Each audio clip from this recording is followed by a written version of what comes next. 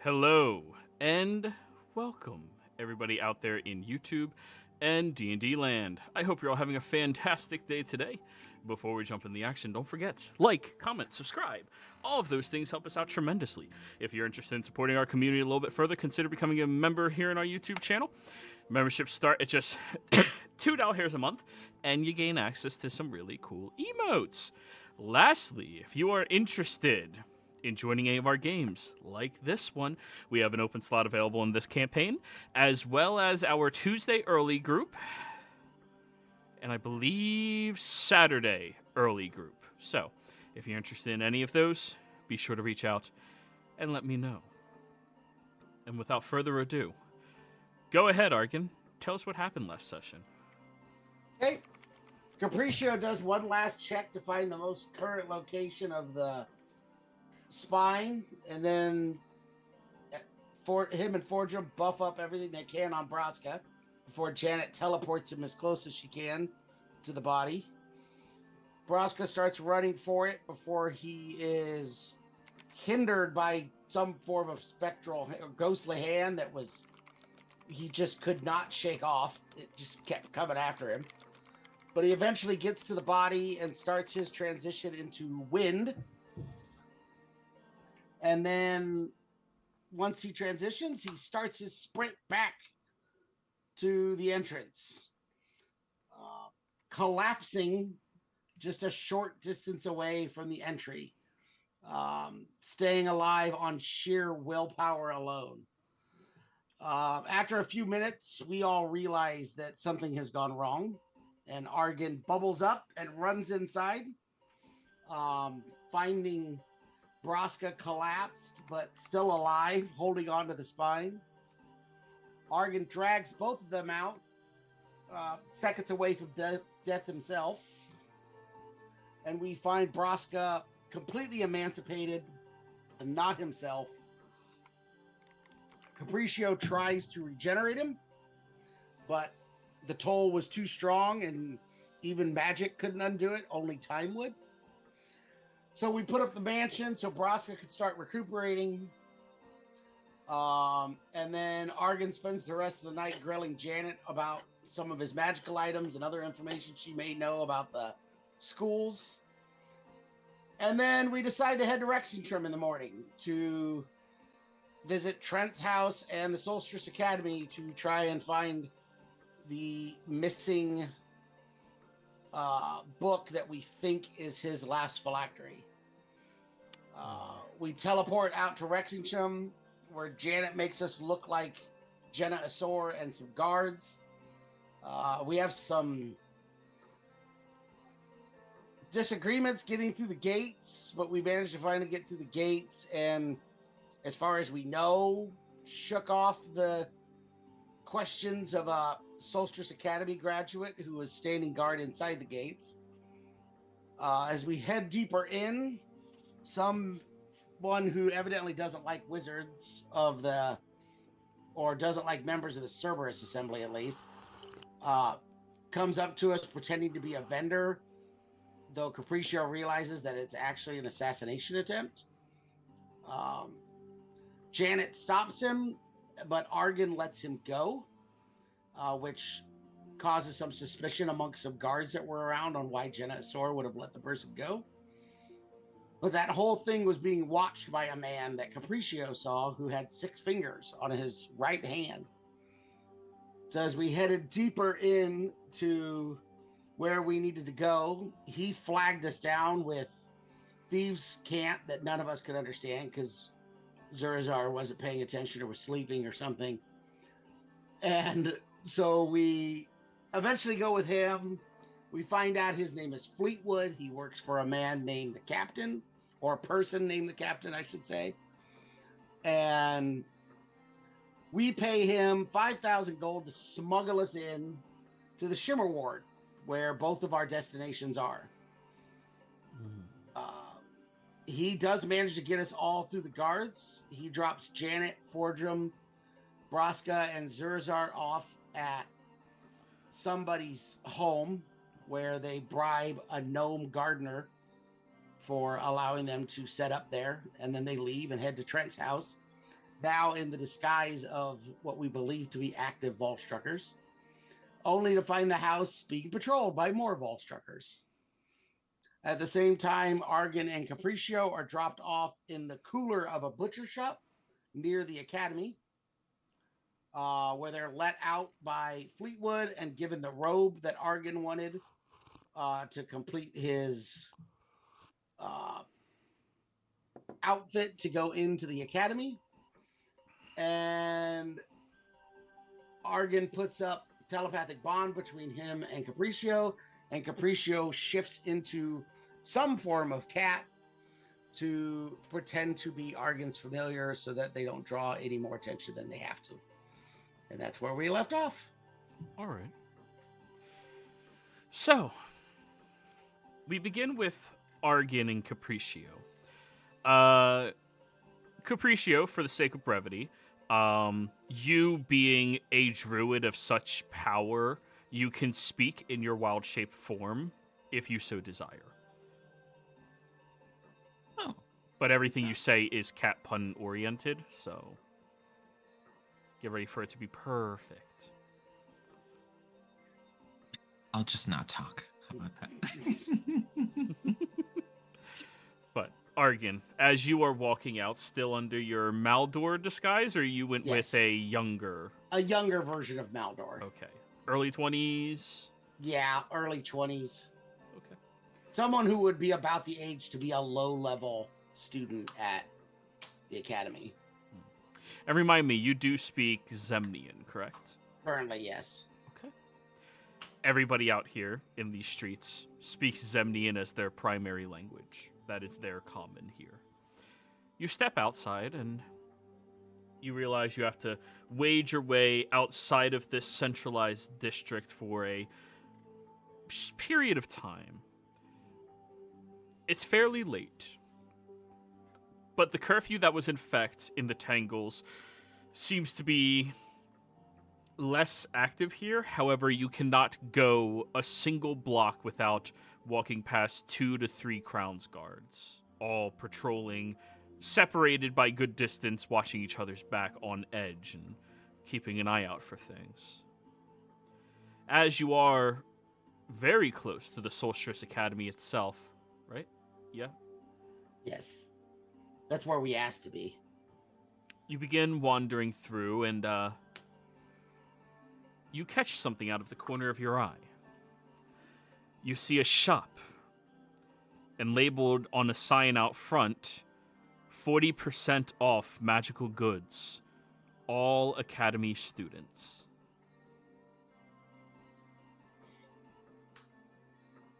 Now you're just being mean. You would have to walk the opposite direction as your destination. No, I'm staying on course. Mm-hmm. I'm heading into the academy. Very well. Good willpower you have there. Continuing past. Meows at that. What, Capriccio? Risha meows at that.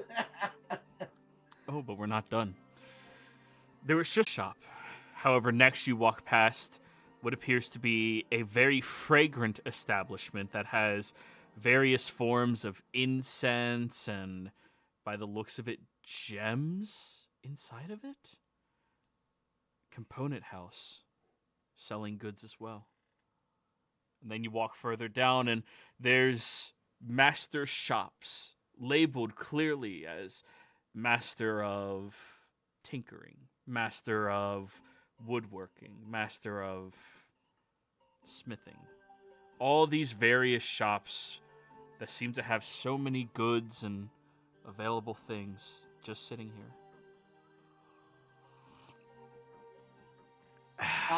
Think to Capriccio, how do they still have all this stuff when every other location is out? He will say through the telepathic bond because they're the ones taking the stuff.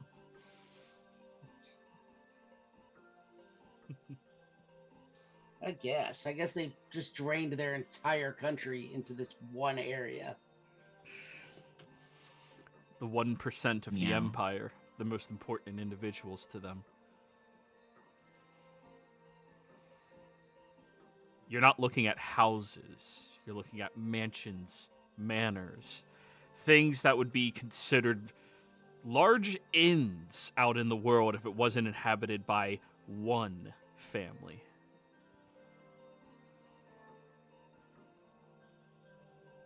But you keep walking, true to task. As you continue walking,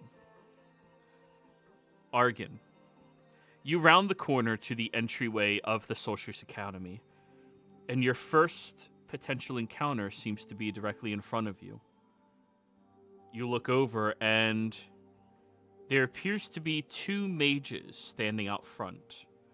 Both of them you remember seeing within the Academy halls fleetingly for moments, but remember seeing their portraits up in the Grand Hall itself. The first one is a shorter-looking human man, very elegantly well-kept, with a open shirt and robes that are more fashionable than they are practical in nature. You understand this individual is Athesius Uladan. Standing beside him is, well, a much more dangerous-looking individual. Sharp, turquoise-looking eyes that seem to be constantly piercing through everything around her, and one of the only assembly members that are not human. As best as your knowledge tells you, she's only 3, Trent being one of them now. Half-elven, tall, powerful, darker complexion. You see Vestaragna. Both of them standing at the entrance of the academy, seemingly talking.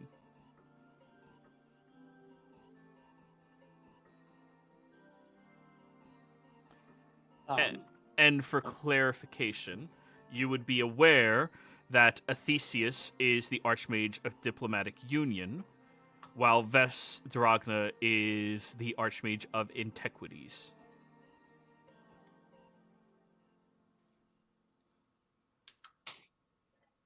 Okay.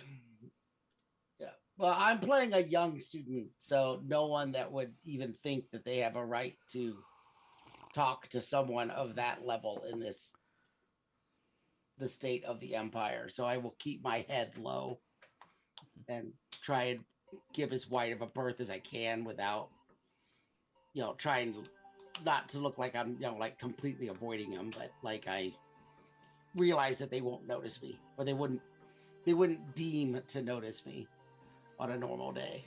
Okay. Roll me a stealth check, please.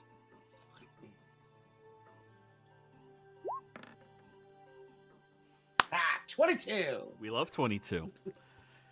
So, as you are wandering past them, you do have your magics in place, correct, to stop yourself from being... And that's anything being worn or carried by you? Yes. Okay, so Capriccio counts as that right now. Okay. Just for clarity, you are holding then or wearing. Yes. It counts. Yeah.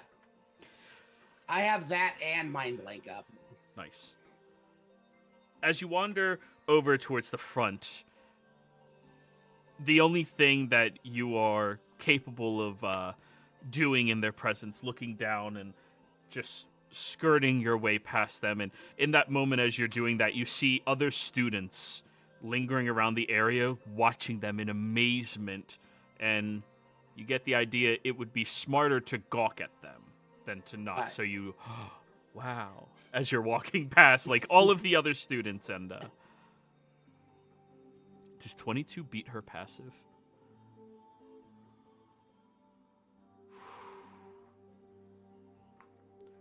Student, stop.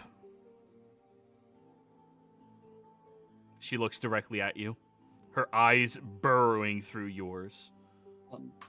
Yes, my lady, what can I do for you? My lady. Is You that will not her refer title? to me as Sir like all of the other assembly members. Oh, you had no idea. And Okay. immediately Uladan looks at her. Now, please, Vest, there's no reason to be... It's a simple common mistake, you know. They really course, should sir, put titles. Of course, sir. I meant no disrespect, sir. Student, What year are you? Second year, sir. Second year, so you have chosen your preferred study. Which is it?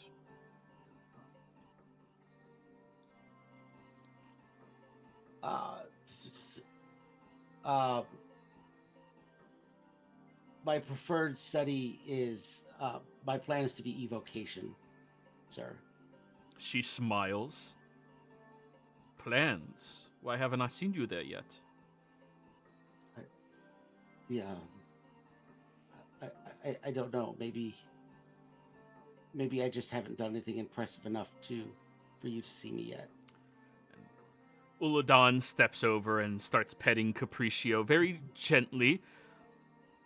With such a magnificent summon, I'm honestly surprised you haven't chosen the way of, well... Capricia starts purring. Oh, God, what is that? Conjuration. Transmutation? Conjuration. Conjuration. The way of Yeah. conjuration. Just keeps scritching around. This is a marvelous cat you have here. He looks you in your eyes, Zurazar. I need you to roll a, well, Capriccio, not Zurazar. sorry, Capriccio, thank you. I need you to roll me a deception or performance check. You keep your stats, so... Oh, to performance. Okay, you're performing as a cat as best as you... Whoo! All right, Uladon's insight actually has to come into play.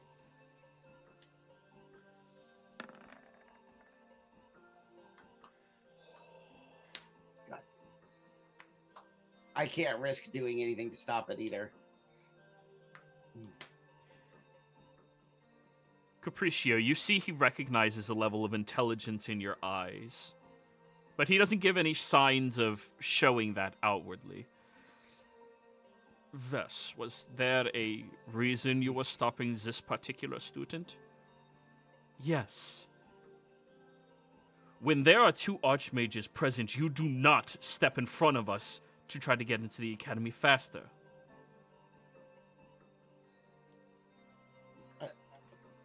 I apologize, sir. I demand a 25-page explanation as to why you were doing this on my desk tomorrow. Of course, sir. Now, I think it is about time that I get into the cafeteria. Please, student, would you walk with me? And he lifts Capriccio off of your shoulders and just starts scratching his chin. Of course, sir. How could I refuse? Capricia seems perfectly content. You wander inside, and Vess remains there, and from over your shoulder, Argan, you can see that they were checking the security wards out front, making sure that they were properly in place to stop any forms of illusion or things such as that. And she was just manning them. As you walk up to the wonderful academy doors, you step on inside and you see the, well, very common thing in features like these types of schools where the inside is far larger than the outside. Capriccio, as soon as you enter into the grand hall, which is magnificent and beautiful, nearly parallel to the Lyceum's beauty itself, and you can see these grandiose portraits of all of the archmages. And the man currently holding you is one of them. So, Alrighty. student, second year you say, correct? Yes, sir. And you're fully aware that your familiar here is not actually a familiar at all? Yes, sir. But with a telepathic bond, I will say, what are you doing? I'll think back to him. If he mentioned it, he already knows. We'll see what happens. Tell me, why are you lying about, well, being a second-year student? I'm not. It's not that he's not a familiar, sir. It's just that I didn't necessarily acquire him the way typically with the spell to summon him. He was It was someone I had, a fey creature I had found that I had helped when they were hurt, and they agreed to stay with me and help me in exchange for the help that I gave them. He'll look at you very closely. I need you to roll a deception check. Major diplomacy, baby. 12. There's a possibility of his failure. All right. I don't think that's it. No, he definitely has higher than a +7. Yeah. He listens to your words and explanations as you're saying them, and the entire time he seems to be walking with you and leading you further into the academy, but you're in the student section, not anywhere to cause alarm. Evocation, as you proclaimed. There is at least some nugget of truth to that. There he is. Fey. Yeah. I didn't deny what he was. But the problem... I'm not saying I didn't lie. I obviously lied. But... He stops in the hallway and turns to look at you. You are far more intelligent than just a second-year student. I can see that clearly in your eyes. Most of us don't bother training in the ways of expressions of people, but people are far more intriguing than magic itself. Magic is fleetful, to be expected. People are completely unpredictable. So why don't you try speaking to me again? He hands you over Capriccio and just puts his hands in front of him, smiling expectantly. Who are you?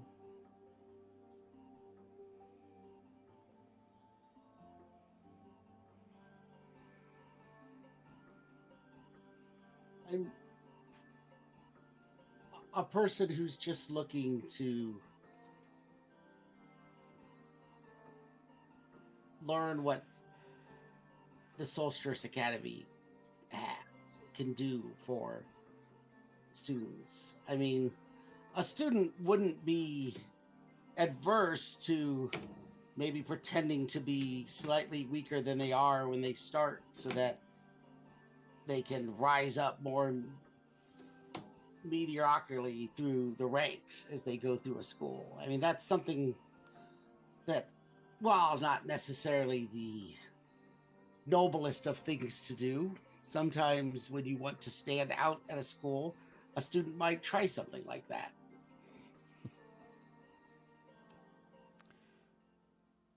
May I see your spell book? I don't have it on me, I'm afraid.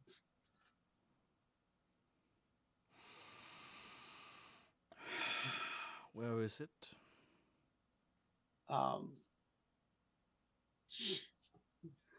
In my room? Then lead me there.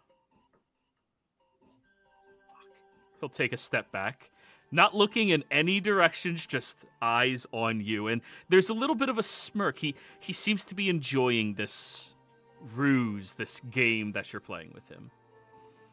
I will say through the telepathic bond, you're terrible at this. But I will say back through the telepathic bond, that is well established that I am terrible at this.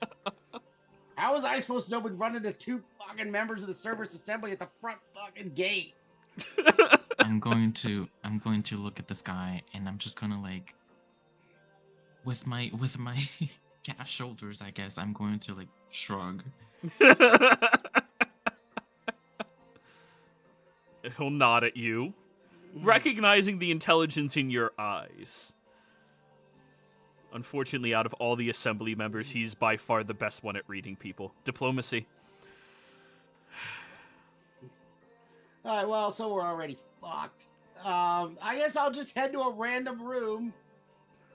You wander over towards a room, and you stop at it. I'll say, roll me a D3. On a 1, there's somebody else in there. On a 2, there's nobody else in there, but it's locked. On a 3, there's nobody else in there, and it's unlocked.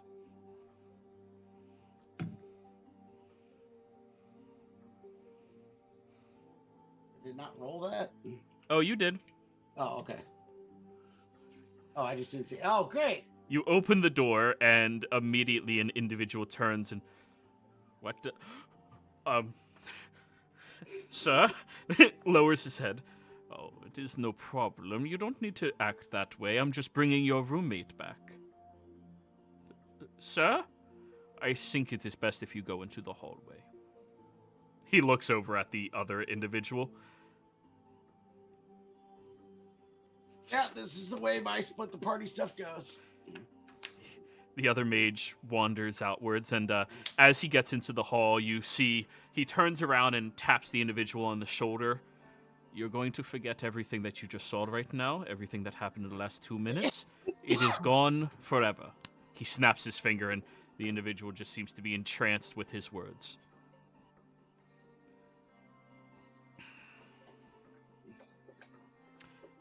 He closes the door, locks it mundanely, goes over to the desk, takes out the chair, and sits crossing his legs very properly while looking up at you. Whose forces? I'll take a seat.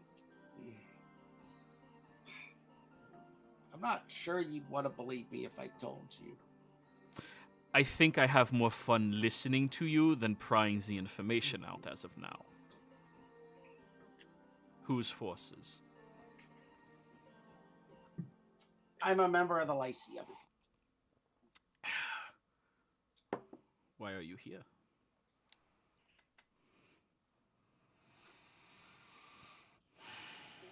Well, obviously lying to you's done me no good so far, so we'll try a different tactic.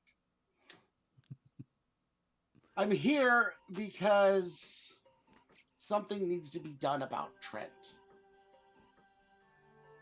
His joyous expression drops very quickly.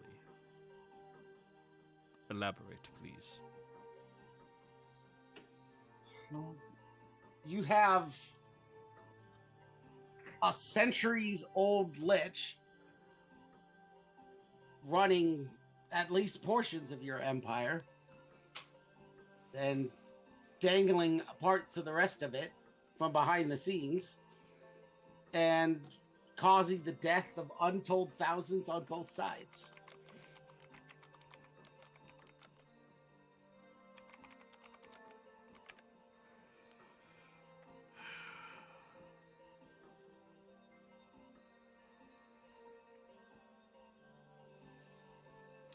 You are seeking him specifically, nobody else?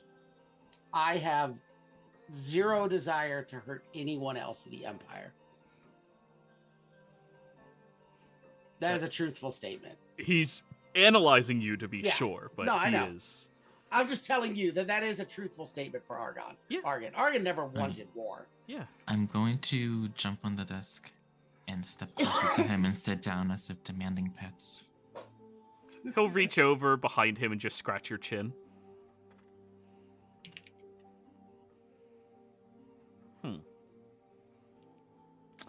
And why do you think that Trent would be here at the Solstice Academy? Well, actually, I know Trent's not here at the Solstice Academy. Good information. Because Trent is currently attempting to rebuild his body. And will in probably at least, at the very soonest, 2 days.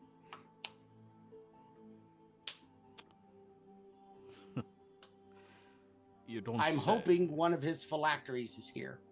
That's why I'm here. At the Academy? Really? At least in the portion of it that he runs in the Volstrucker Academy would be my most likely guess. You are astoundingly well informed. I have spent a considerable amount of time doing to be so, at great personal expense and for greatly personal reasons. There's no grander calling than doing things for personal search.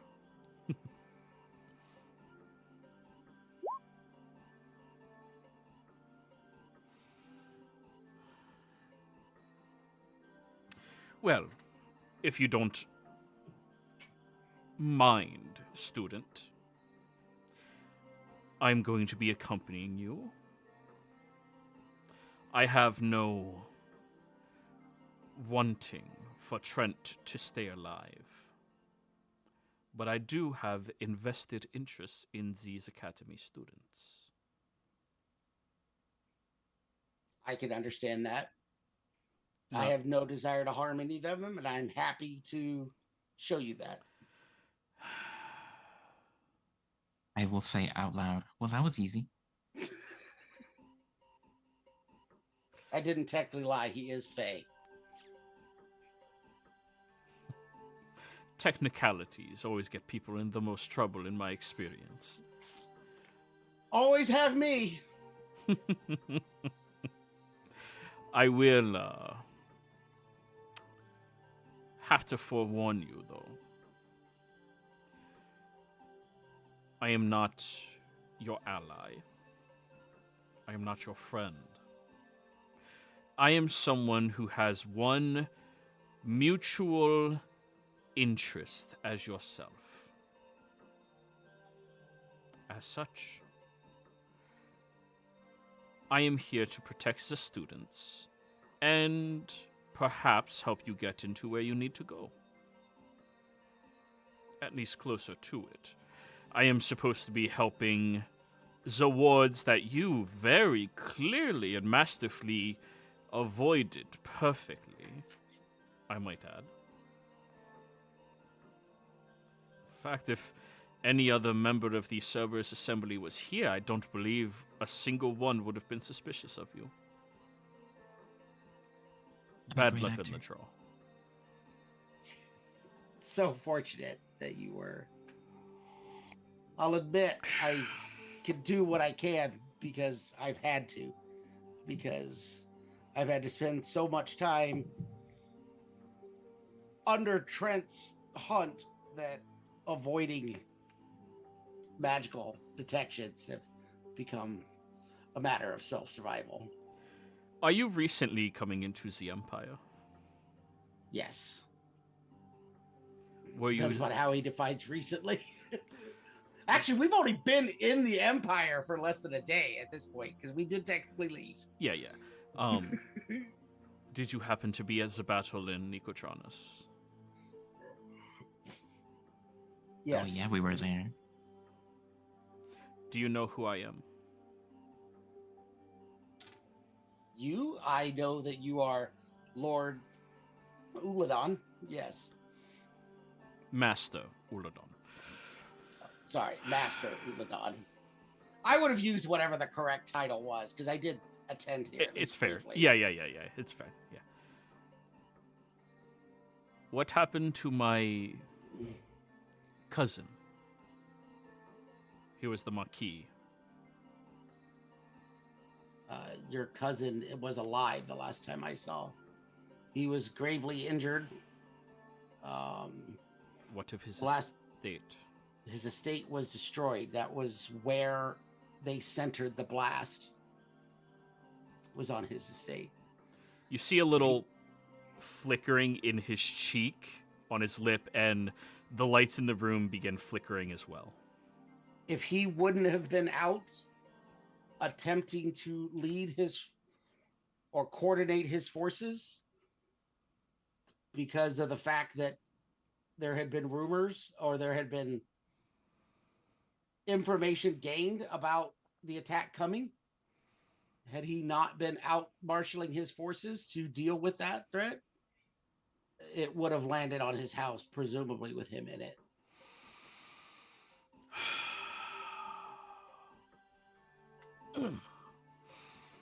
He was injured, but he walked away from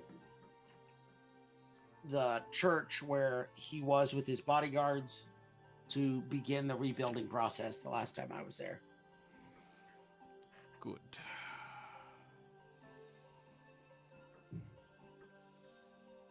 Good. He is the last of my family who is capable of producing air.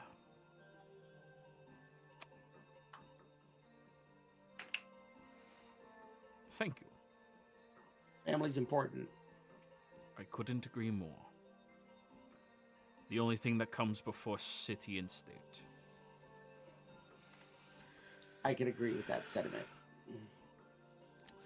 Well then. Well, that's not true.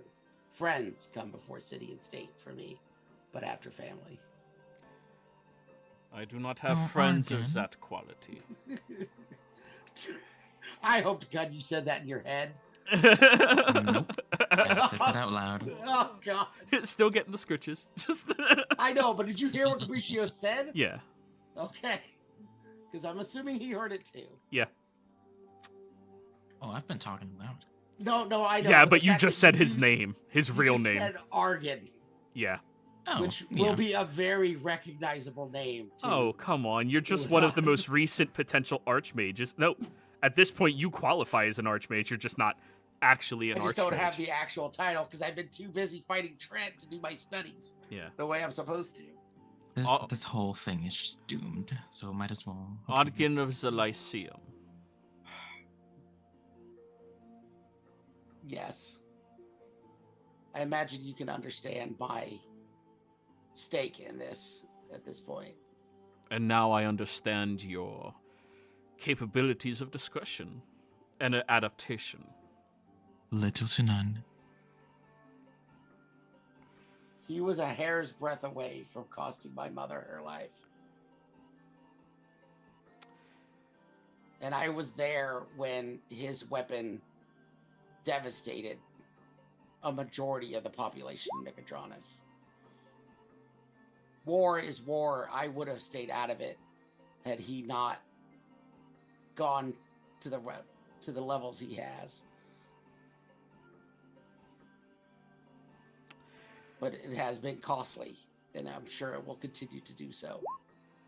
He sent Volstruckers out to kidnap my cousin, torture, torment him, take over his seat of power, in order to instill more of his agents' leadership over the Menagerie Coast. After he was saved, not conforming to his will and extortations, he was targeted and nearly killed, apparently, again. I wonder if that's one of the Volstruckers we killed outside of Nicodranus. Then perhaps you do warrant my favor.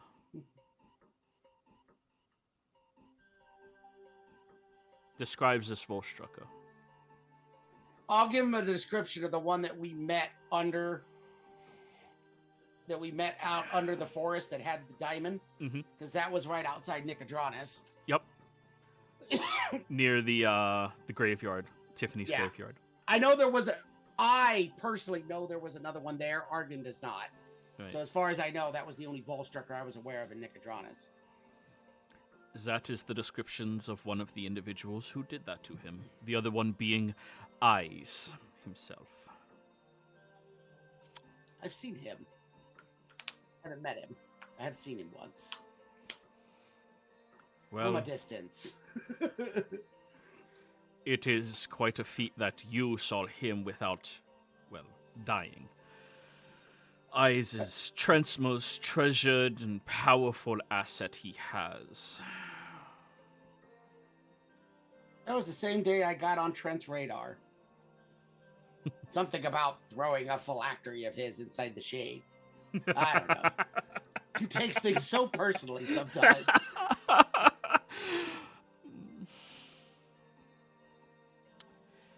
This is my address of my estate. It is proof of all forms of divination on the address itself. Inside of it, the only thing that could peer inside is a physical manifestation of, say, a familiar that you would guise through. If need be, a safe location. The enemy of my enemy is at minimum allowed in my foyer.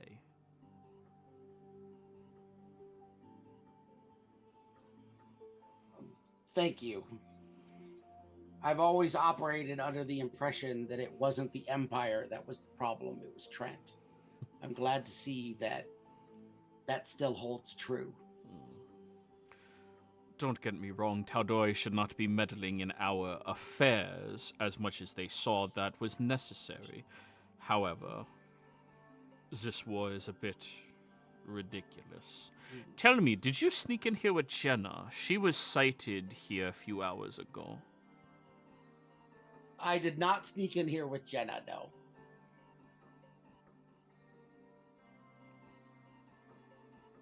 The way you said that, strange. Why? I answered your question You the did. same way you phrased it. One day you might become good at this. I doubt it. I've been bad at this for a while, I have to admit. He tries. He really does. I even had a pirate captain try and teach me once. Did not go well. A pirate. I think she was a pirate. When all of this is over, we need to have drinks. I think we could arrange that. Someplace neutral. Fair enough. My assistance only holds out as far as it takes you to apprehend or destroy Trent and his phylacteries. Past that point, we are on different lines of this war. And if there needs to be diplomatic handlings, I would be more than happy to parley. But maybe when Trent is all said and done, we'll meet for a diplomatic parley and drinks at your cousin's estate once he rebuilds it. I'll bring some very trusted wines from Trustin Wold. I'll bring some Slayer's cakes. I have not had one of those since this whole debacle. Oh, that sounds delicious. Anyways, let us start moving. He opens up the door and gestures for you to walk out. Shots with Uladon. I'm going to stand up and I'll walk over to Argan's side of the table and I'll look up at him and I will say, "Retrieve me, slave." In true cat-like fashion. And true Capriccio cat. I will pick him up and put him across my shoulders. Yep. As soon as you Good walk boy. into the hallway, you look down and you see Vesteragna glaring in your direction. And it's at this moment we're going to jump over to the other group. Zurazar! Zerzar goes, meow. No. Why'd you do that? You're like Capricio's doing something silly. Anyways, Usually. Zurazar and Braska.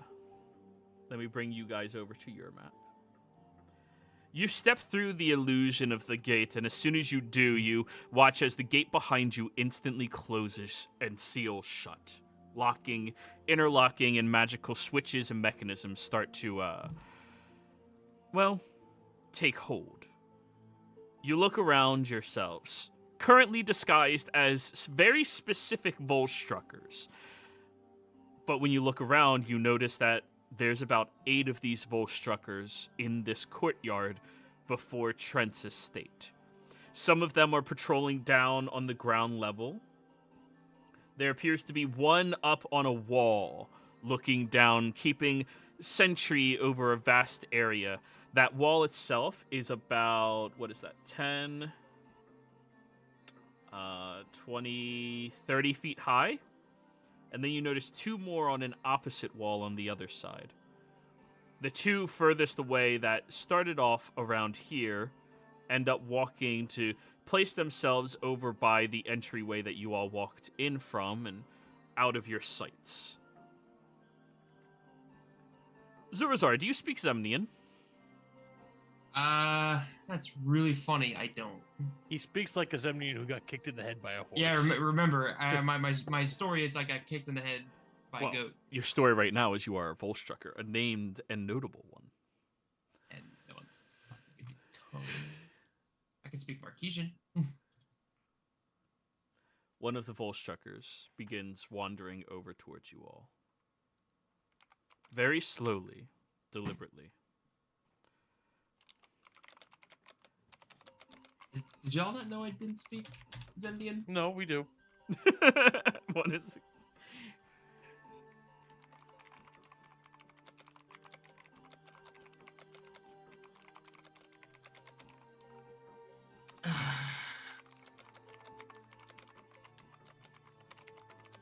Yeah, I don't know what to do. I can't speak, and they're gonna speak to me in Zendian, and it's gonna be over before it even starts, brother.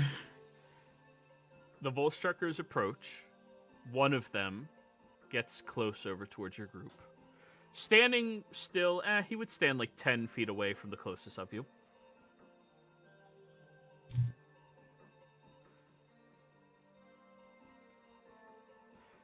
And begins saying something in Zemnian that...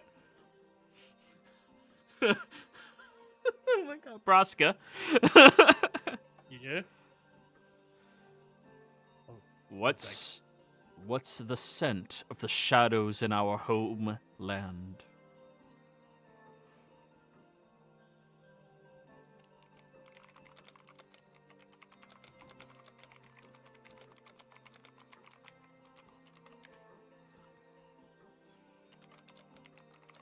Any of us given an answer to this? Well, he said it in Zemnian, so you don't know. No, I meant out of character, because I don't think I'm aware of this, even. Yeah, the party isn't either. Oh. None of you know the specific inner workings of the Zemnians, like their secret hidden phrases. Why did we think walking like this was a good idea? I turned to Janet. Janet looks over at you, Braska, and just keeps staring at the man. Why did we think that walking in the front door was a brilliant idea?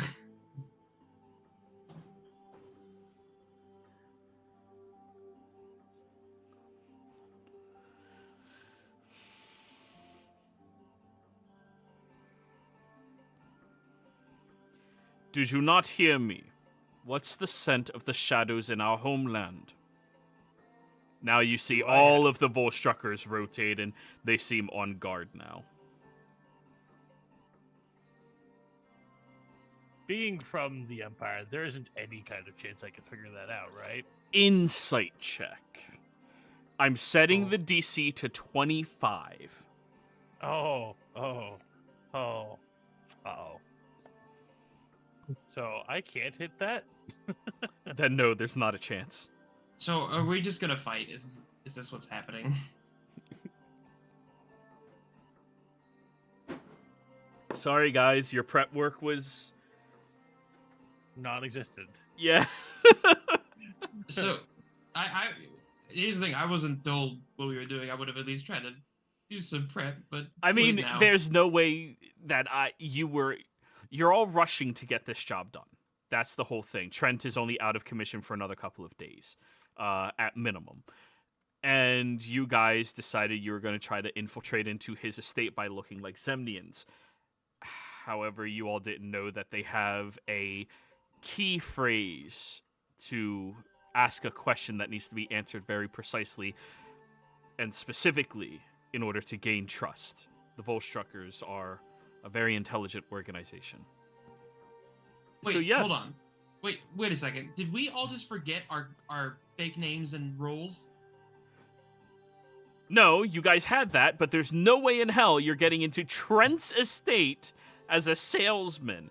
They went with, instead, seeming all of you are now Volstruckers. And, yeah. That lasted longer than I thought it would, to be honest. Anyways, it's initiative time, y'all. Woot woot.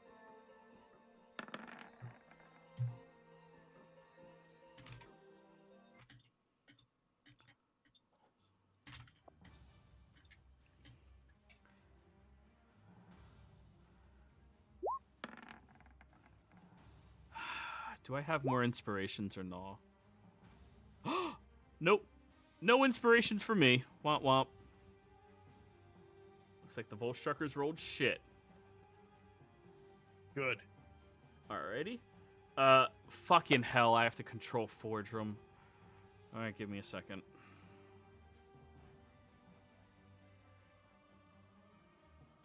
If you give me, I guess we need his permission. I say if you give me a sheet, I would. But You would need the permission, unfortunately. Yeah.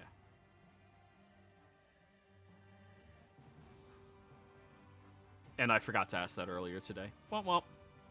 Well, he does prefer a straight fight to all this sneaking around. Right. Oh, God. I mean, I know how to play what he is fairly decently. I just gotta get in that headspace. Wait, where's the initiative order? What happened to the initiative order? Oh, there it is. Did he roll? Yep. to be fair, it's Fordrum. He would protect whoever the squishiest person is. Alrighty. Braska, you're first. Alrighty. Well, seeing as this just went tits up, I'm gonna run up on this guy and start hitting him. Alright, you run up on the guy. Hit him. Rage first. Oonga boonga. To be clear. Mhm. So axe. Reckless. 31 hits.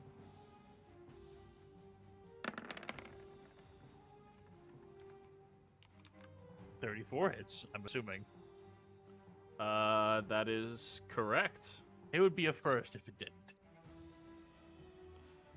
Alright, so 17. Wait, the first one was 17, 18 damage. Yep. And the second one was 15, 16 damage. Alright, all done? Yep. Alright, Zurazar. Well, okay. I will move here and try to stab this man, I guess. Actually, I'll move here so I advantage. You would have to run around the opposite way, because you just clipped yourself through a wall. Oh, I mean, I wouldn't have had enough speed anyway. I've got 40 feet. Yeah, okay, that's fine. I think I fucking did that. 17, he will use his reaction to shield that. Okay. Bonus action, I will attack again. Go for it. Are you a worshiper? A worshiper. Oh, you don't get we love 22.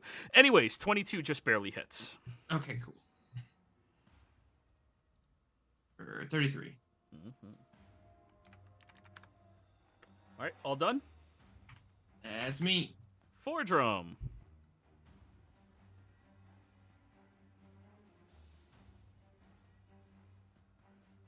Fucking hell. Okay. Fordrum is going to see you guys move over to there. There's this guy here. He has 30 feet of movement.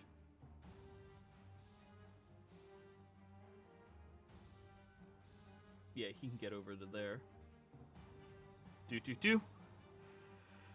And he will take Hedge's gavel with one hand and strike. AC of 22, 28 hits. Normal damage of 14. That Volstrucker is down. Janet will move up and stay with Fordrum as well. Alrighty. Volstrucker's turn. From the top ropes.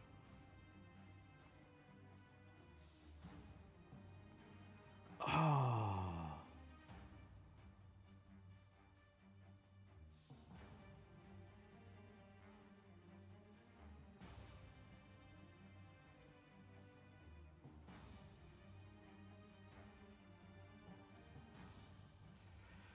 Okay.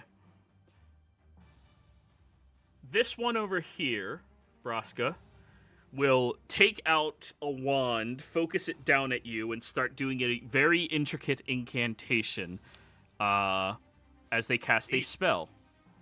Any reaction? Wait, Zurazar, do you have counterspell? Nope. All right, cool. No reactions. I don't have to ask. Yes. Mage is doing the mage thing.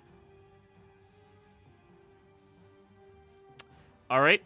He's going to cast Mental Prison on you. I need you to give me intelligence save DC 19. Ooh. Braska. That is less than 19. Yes, it is. Even with your +3 to that. All right. You suffer 26 points of psychic damage, and immediately the area around you envelops completely in this shroud of mystical screams and energy that makes you, well, very concerned about it. Let me just roll that description here. So you take the 23. That was a little bit above average on damage. Wait, was it 23 or 26? 26, I apologize. Appears dangerous to it in some way. You might cause the target to perceive itself as being surrounded by fire, floating razors, or hideous maws filled with dripping teeth. Whatever form the illusion takes, the target can't see or hear anything beyond it and is restrained for the spell's duration. If the target is moved out of the illusion, makes a melee attack through it, or reaches any part of its body through it, the target takes 10d10 psychic damage and the spell ends. So, that is the first Volstrucker. This one over here is going to attempt mental prison on Fordrum, and Janet is going to attempt to counterspell that since she's set to protect him. 14 plus 5 is a 19. Yep, that counters mental prison. This one over here is going to do mental prison on Zorazar. Zorazar. Intelligence save. Ooh, that's a lot better. All right, so you take the 34 psychic damage.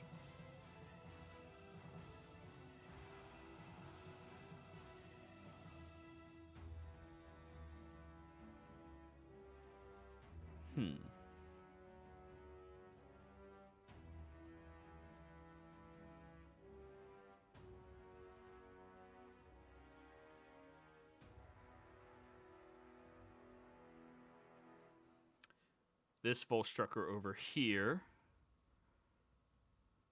Wait, what's the distance on that? 120 feet? Oh, perfect.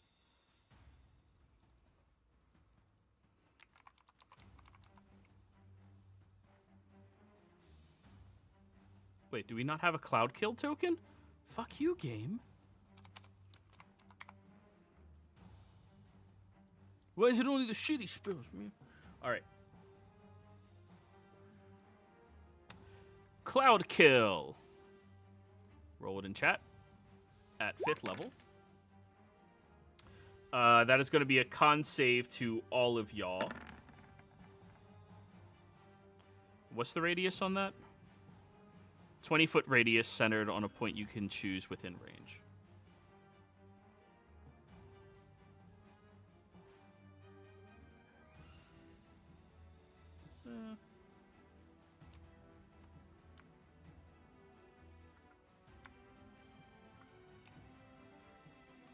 There we go. Now it's stuck. All right, con saves. Braska, you are successful thanks to Fordrum.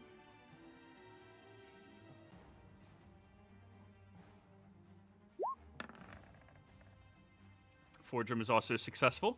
That is going to be 34 points of poison damage to you, Zorazar. Half as much damage on a successful save. So, Braska, half damage. Fordrum, half damage. Wow, 9 points. Yeah, I know, right? So 34 halved is 15, 16, 17. Oh, shit.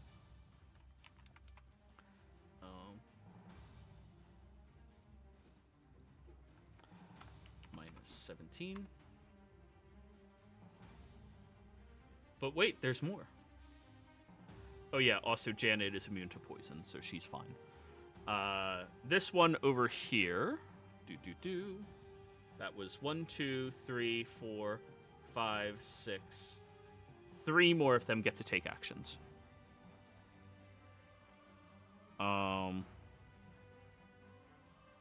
Does it make it heavily obscured?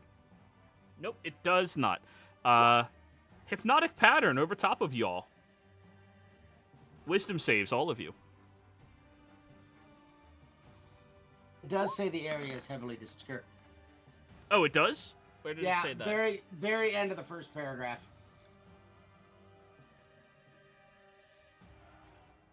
Oh, never mind. No wisdom saves. They're not going to do that. That would be stupid. You don't need to see to cast hypnotic pattern. Yeah, but they need to see to be affected by it. Mm-hmm. Yeah, if you can't see it, it doesn't do anything. It hypnotizes you while it's there.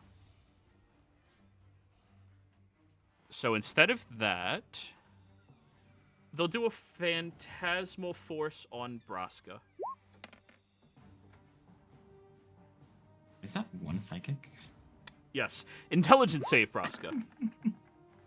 You are successful. So do I take the 1 damage? No. It doesn't Nice. affect you at all. The next one is going to...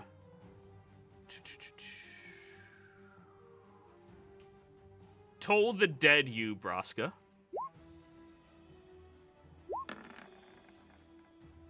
$16, you are successful again. Fordrum's giving you a +3, by the way. And then the last guy over here is just going to throw a fucking lightning bolt through Fordrum, Braska, and Zurazar.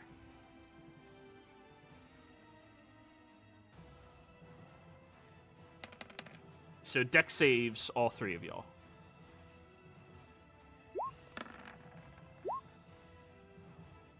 Fordrum is successful. Zurazar is successful. 17 is a failure, Braska. That'll be 29 halved to everybody. So 15. Except Zurazar. Aren't you Yeah. evasive or whatever? Yeah, I've got evasion. All right, you can evade these guys. All right, that's all of the Volstruckers, right? 1, 2, 3, 4, 5, 6, 7, 8, 7. 1, 2, 3, 4, 5, 6, 7, because one of them's already dead. Braska, you are currently paralyzed or restrained? Restrained. Yeah. So, what can I do about that? And A restrained creature's speed becomes 0, and it can't benefit from any bonus to its speed. Attack rolls against the creature have advantage, and the creature's attack rolls have disadvantage. You also have disadvantage on dexterity saving throws, which you didn't Oh. succeed that one anyways, right? no. Wait, your dex save one. Didn't you succeed? No, you didn't.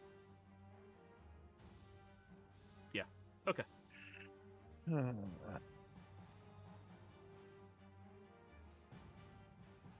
me think. What do I have that can do literally fuck all here? Well, I'll chug some wine as a bonus action. Yep.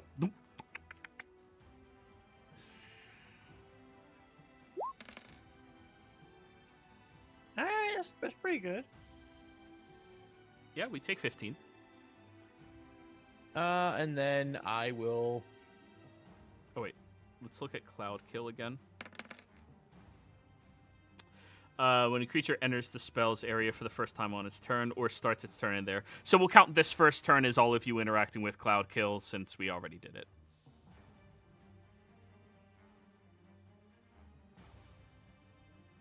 So it's supposed to be like a construct or whatever. Okay, I would probably just swing my axe at whatever I'm supposed to be seeing right now.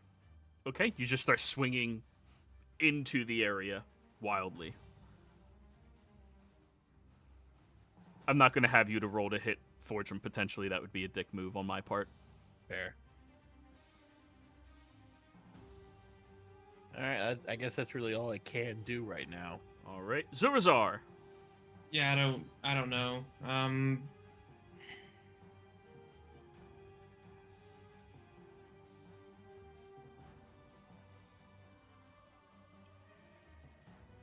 Yeah, Yeah, I honestly don't know. I think I'm going to die.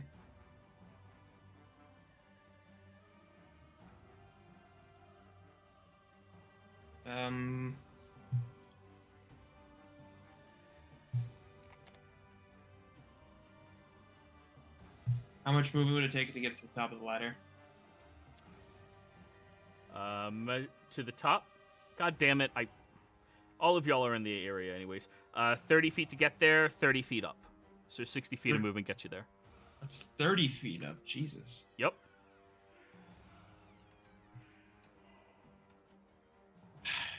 Got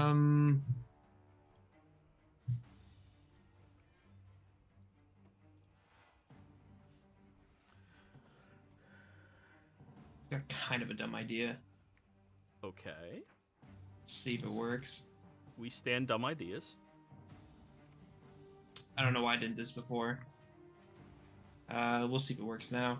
Oh, it's 30 feet. I don't think I can get any of them. I can get this one. Okay. 25 plus the diagonal. Oh, that's right. So an additional 15 feet to all your measurements to get to them. Oh. I mean, if you move closer. Yeah. Are we elevated right now? Oh yeah, 5 feet. I'll put you 5 feet up here, and then stairs and stuff. Yeah. So instead of an additional 15 feet, it'll be additional 10 feet. I mean, it won't So matter. 35. I just don't need to be within. Then walk closer. I'm stretching. I'll just step on the Volstrucker's body. Yep. That way I'm closer. And then we'll see if this works. Probably won't. I'll subtle cast Suggestion on this guy. Okay. And that is a wisdom save? Yes. Are wizards proficient at wisdom saves? They are, yeah. Yes. Okay, they so are. 4, 5, 6. Okay.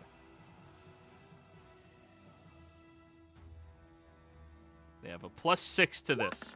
No special bullshitty thing. 16. Failure. That fails. The suggestion is that, oh god, needs to be worded in such a manner as to make sense. Of course, is that reasonable? Ask them. Okay, so it doesn't specify it can't attack its friends. Cool. Well, The it suggestion's has. going to- It does specify it has to be reasonable.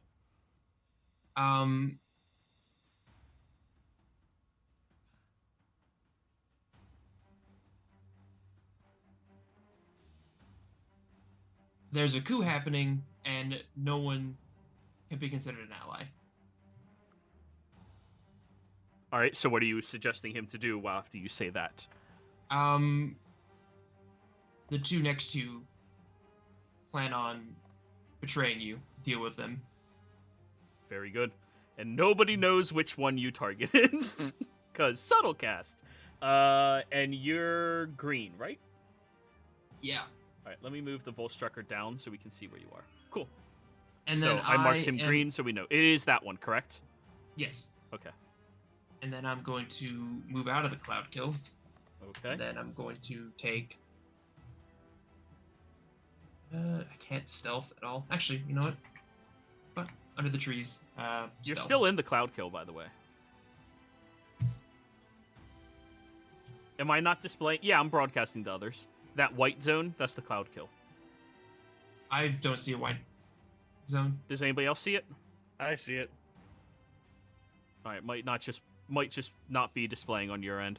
So pretty much the entire area, this left side of the courtyard is the cloud kill, other than this space is down here.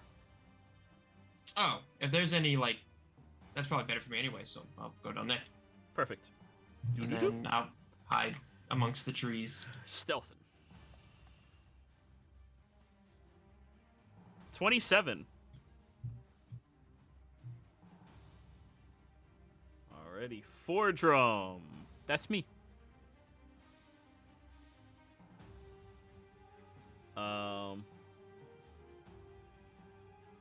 10, 25 over to this guy, and wallop. 24 hits. 17, the individual shields. So on the hit,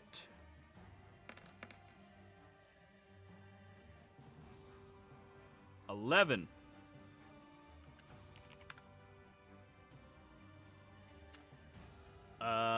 Janet will move to stay within 5 feet of Forge Room, as she was instructed to do. If you guys think Forge Room should take any alternative actions, please say, and he will. Running a shit ton of Volstruckers and Forge Room is a lot. Shit ton of Volstruckers. Let's go with the Trader last. Everybody else first. Cloudkill is not mobile, is it? No, it is not.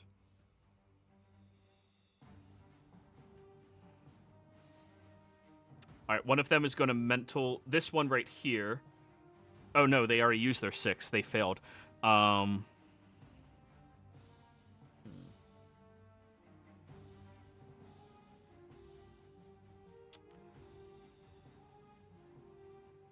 He is going to attempt to Misty Step away.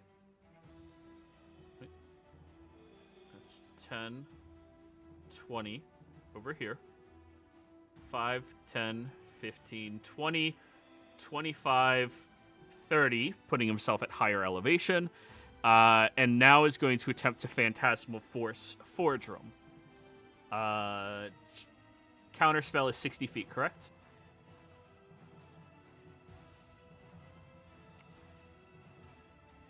Yes, it is. Thank you. So 10, 20, 30, 40, elevation, 55. Yep, within range. She will counterspell the Phantasmal Force on Forge Room. After that happens, this one over here is going to throw Mental Prism at Forge Room. Forge Room will have to give an intelligence save. Holy shit, he is successful. Taking the 21 psychic damage. Alright. And then 10, 20, 30 feet back. This one over here.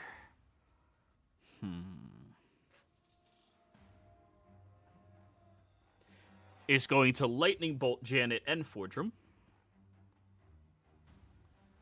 He's going to upcast that at 5th level. So deck save, Forge Room. 23. God damn. How come I roll well when I run you guys? We appreciate it. Yeah. Doesn't Forge Room also not take damage because Shield Master? Or does he not have that anymore? Oh, I have no idea if he does or not anymore. Let me look. Nope, he has Shield Master. So yeah, deck save, he's good on. Thank you. Yeah. Janet is also successful, so she'll take half damage. Half of 42 is 21.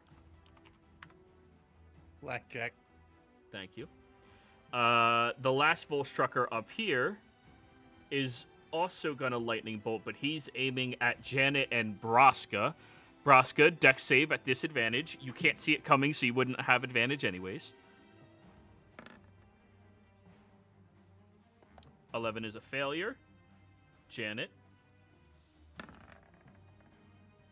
That's fair. I said Lightning Bolt, right? Yes. All right, and he already used the 5th, so he was going to do that at 4th.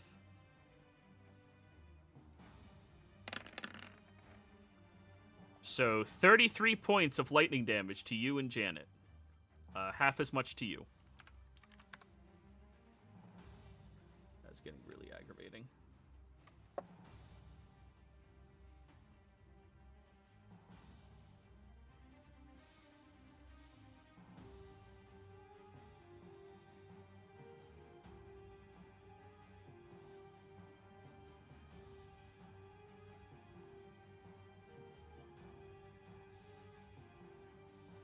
There we go. That's the cloud kill now.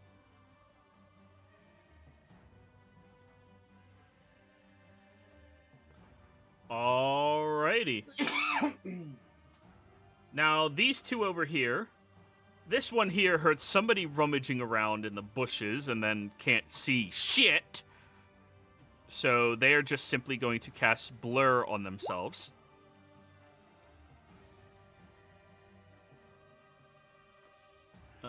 Shift forms, increase your disadvantage on attack rolls. Alright, blurred. This guy over here is going to lightning bolt Janet and Fordrum as well. Another round of dex saves. Fordrum failed. Janet Does plus Fordrum 3. have +3, or is that already in his character sheet? That's already on. Okay. He does not have a +6 to his No, dexterity. okay. Yeah. Janet, with the extra +3, is still a failure as well. All right, lightning bolt it is. And that one would have been a 5th level lightning bolt.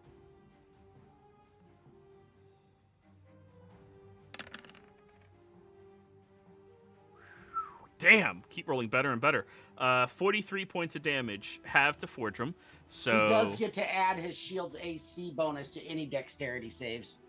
And then it costs his reaction to not take any damage.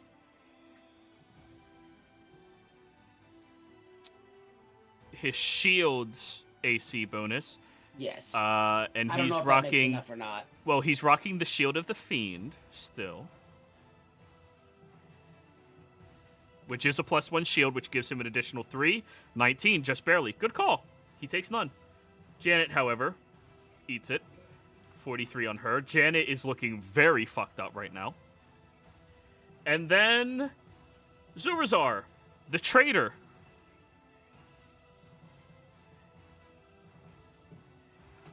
The traitor is going to cast... Nope, not going to use a concentration spell, because that just would be stupid. Holy fuck, are any of these not concentration? Welcome to Wizard. Actually, no. Argon, would a wizard care more about protecting themselves around enemies or locking somebody down? In the situation he's in, probably protecting himself. He drops concentration on mental prison and will cast blur on himself. It's reasonable. It's It is, because he doesn't know what's going on at this point with Zurazar in his head, literally. He will do that and back away from individuals to get as far away from the threats as possible. Braska, you can see. Con save.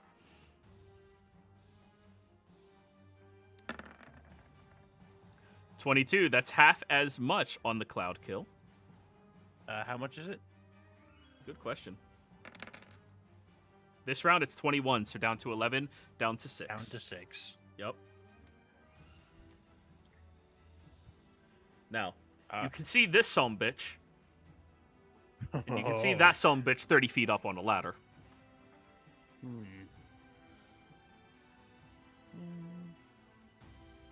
me see. Yeah, I'm just gonna go after this sumbitch. All right, that sumbitch. So reckless. Yep.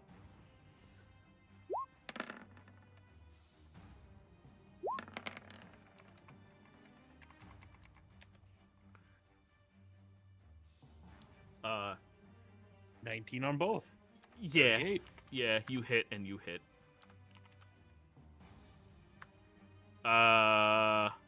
2 con saves to maintain concentration on his spell.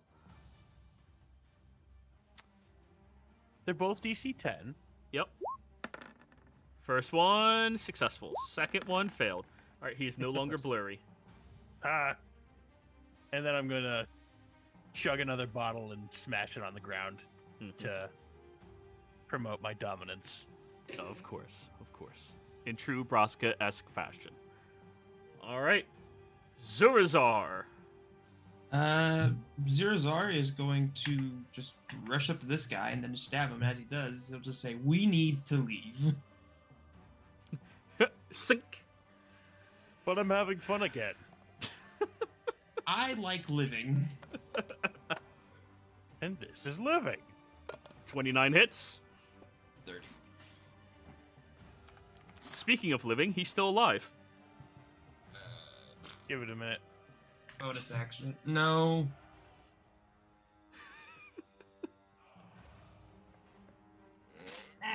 Rapier speed can bonus action stab. Yeah. Yeah, I'm going like the desire to run is there, and it's probably going to triumph. It's not running, it's a strategic retreat. I mean, I would call it fucking running. When you're a I mean, rogue as fast as him, that's fucking running. That is knees to nose booking. Yeah, I'm going to I'll pull back, and he fucking shrubs again. Yeah, and he is not wielding a weapon to attack of opportunity you, so. If I glance up, how tall is the wall? 30 feet. That's the wall they're standing on, over here. No, I'm talking about this wall right here. The one to get, Oh, that would be 40 feet. Okay. Yeah. Try to slap. Are we sleuthing? I can tell you your passive stealth beats all of their perceptions.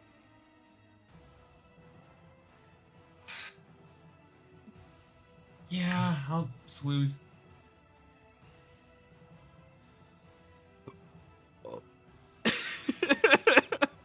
Because I could technically get away because I don't take a penalty to climbing speed. Yeah. I could just jump over the walls, boogie, and Get find the others. fuck out. So, Before I go into the shrubs, I do say to Braska, figure out escape plan. Current plan is dead wizards are easy to escape from. I don't know what you said. 20, 30. Feline's agility for Fordrum. Meow.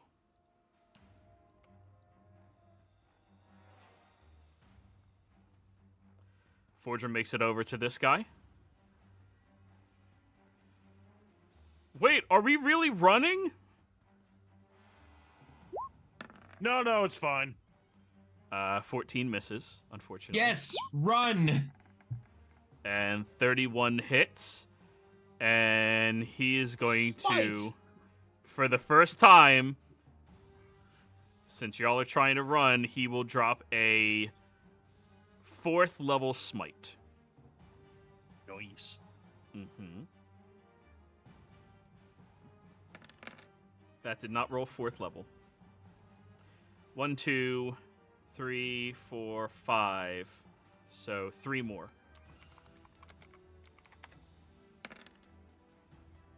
$15 more on the guy.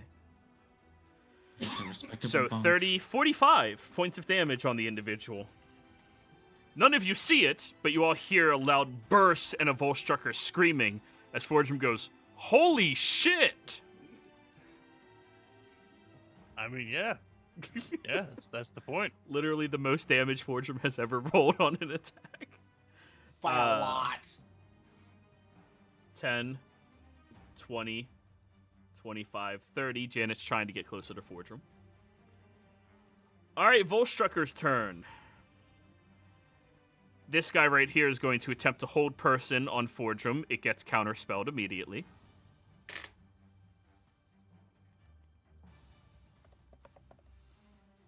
This guy over here will stop concentrating on his cloud kill.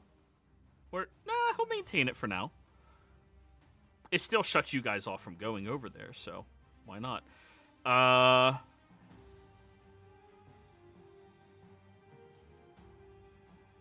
damn, they really did not take those types of spells. We're going to go with a 5th level magic missile, which is 3 blasts for 1st level. 4, 5, 6, 7. 7 total blasts. We're going to pump 4 of them into Janet. and 3 of them into Fordrum. So Fordrum takes 4, 8, 10 force damage. Janet takes 4, 5, 6, 11 plus 4 is 15. Janet is looking incredibly rough right now. This guy over here is going to do the reasonably intelligent thing and cast a 4th level, pumping 3 and... wait, 3, 4, 5, 6, right? 1, 2, 3, 4, 5, 6, 7. Yeah, 6. So 3 and 3. Yeah, 3 at Janet, 3 at Fordrum. That's going to be enough to take Janet out. 3, 4, 5, 9 on Fordrum. Oh! Not that many. I think he was around like 100. There we go.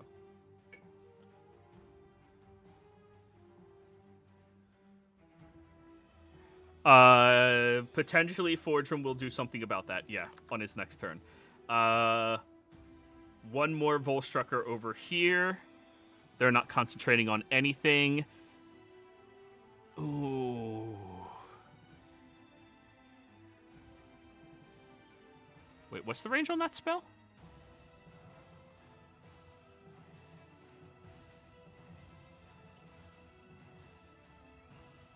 No, he's 25 feet up, so 20 at most. Couldn't hit him with it. Never mind. Damn! Why are these walls so tall? Innervation targeting Fordrum.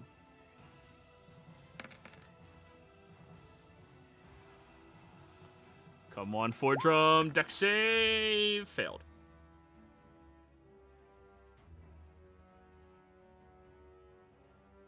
On a failed save, the target takes damage, and until the spell ends, you can use your action on each turn to automatically deal the 4d8 necrotic damage.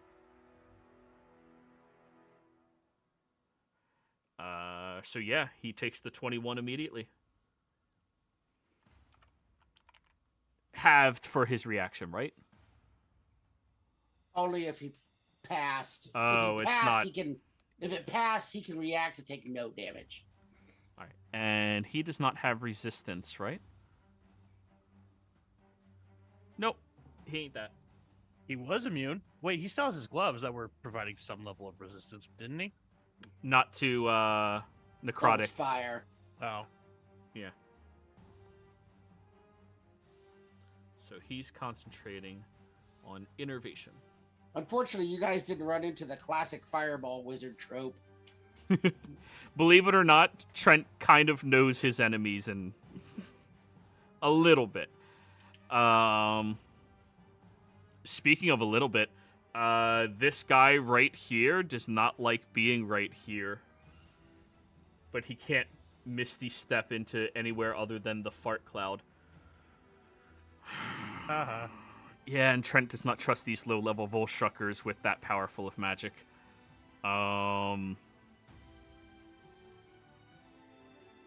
You know, he's going to pray. Hypnotic Pattern. Zoazar, Braska. I need both of you to give me wisdom saves. Do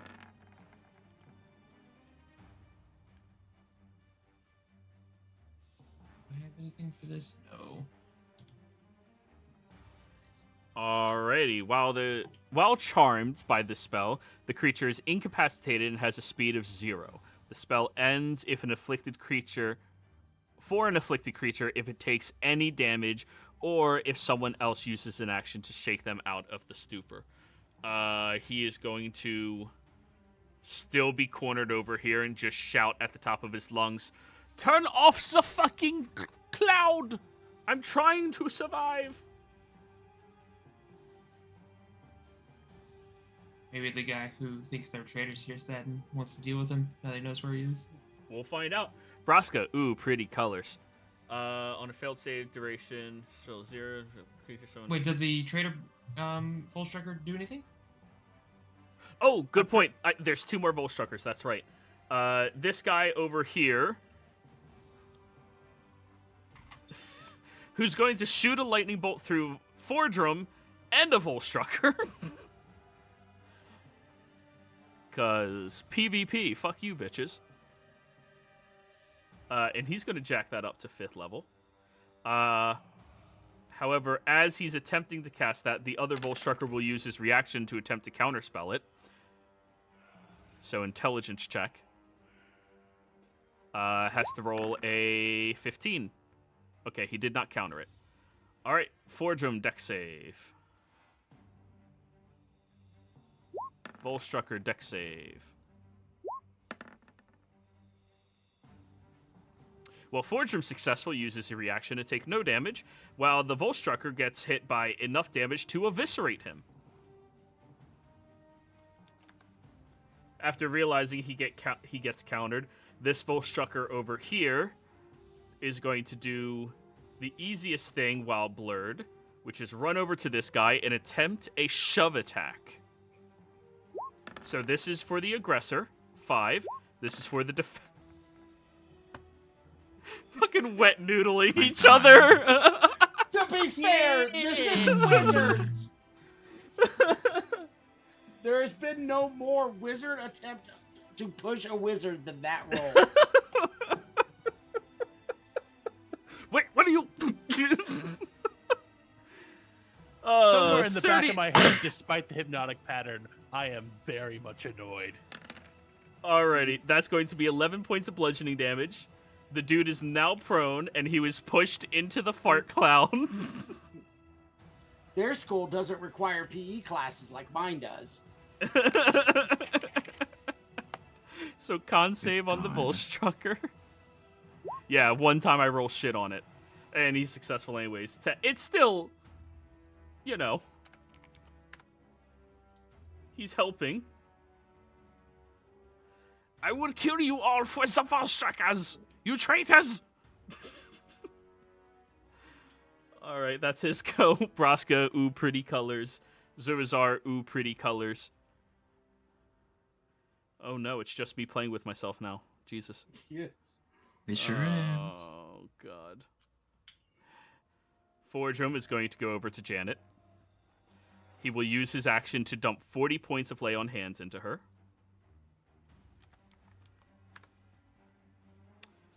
Alrighty. So that puts him at 45. Lay on hands. For his bonus action... Or wait. That was 10, 20, Misty Step, 10, 20, and then he will travel his last 10. Janet will stand up from being prone and move at half speed to try to catch up to Fordrum. First time we ever said those words before. It's not even here. Right? Wait, what did this guy cast again?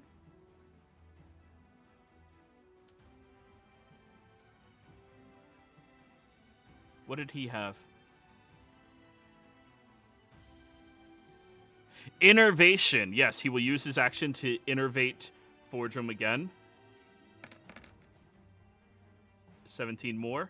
No save.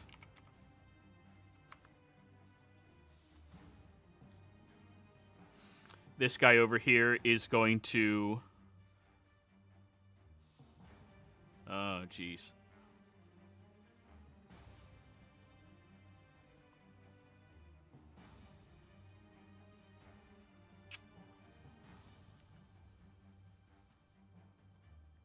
Yeah, he's going to Magic Missile at 4th level. So 3, 4, 5, 6. 3 and 3, Fordrum Janet. Fordrum, that is 10, 11, 12, 13. 7, 8, 9 on Janet.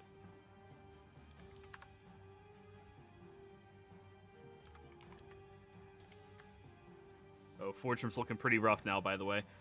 And this guy over here is going to attempt an innervation as well, but Janet is going to counterspell using a higher level spell slot, and she will call out, I am nearly depleted on all of my magical resources. I can now only use one of my max level slots.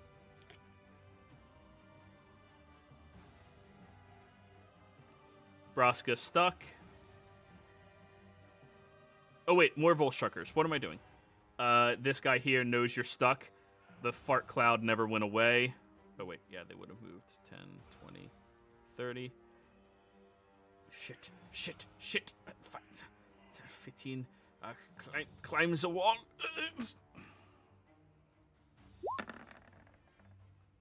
12 athletics. Yeah, he's starting to climb the wall. This guy up down here is still in the fart cloud, so fart cloud.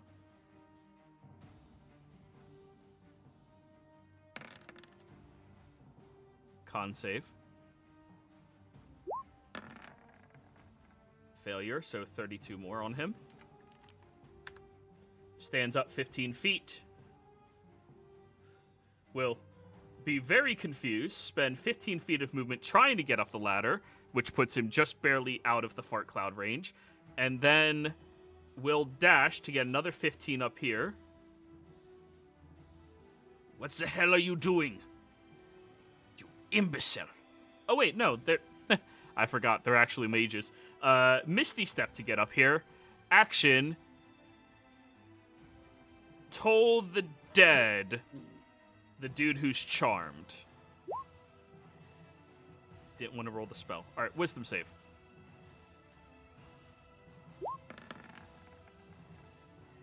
Failure. What level are they? 11th level? Yeah. 3d12.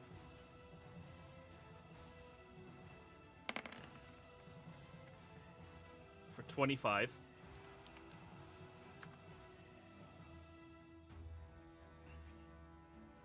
Okay. And then this guy, who still has a turn, is going to do another shove attack.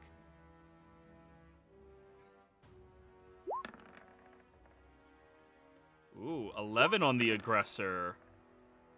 18. Yeah, this time he does not get shoved. He's ready for it. Amazing. Hey, you know, sometimes they can do things. After failing the shove attack, he will use his bonus action to Misty Step. 10, 20, and then 10, 20, 30 feet away.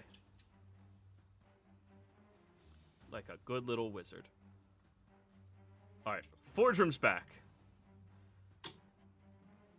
Fordrum steps into the fart cloud, unfortunately. Which means con save for him.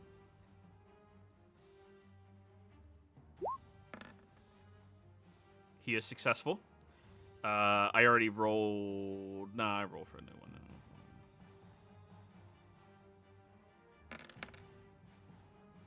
29. Down to 15. He will then step out of the view of all of the Volstruckers, and he will use his action to end one magical effect on Braska. So you are no longer affected by the hypnotic pattern. Huh. Hey, get Zoazar out of it too, he says, and he looks like shit right now. Fordrum is going to... Does he have any potions? He doesn't have any potions. Fordrum doesn't have any potions. That sounds like Fordrum. He's more likely to use them on somebody else. Mm-hmm. Does he have any bonus actions to help him stay alive another round?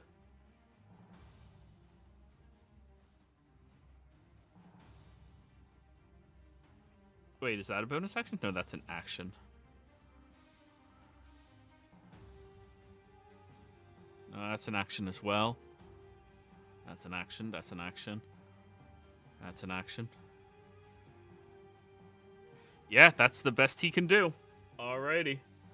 Fordrum will run after the guy who hasn't gotten to do much yet. Oh, God. Janet. 10, 20. She'll use her action to dispel magic the fog cloud. 10. Actually, she's fairly intelligent. 10. Now the Volstruckers go.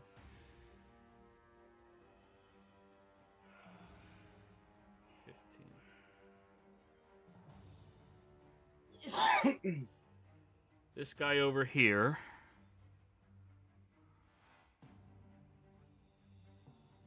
This guy will use his action to Innervation Forge him again. 25, Forge him goes down.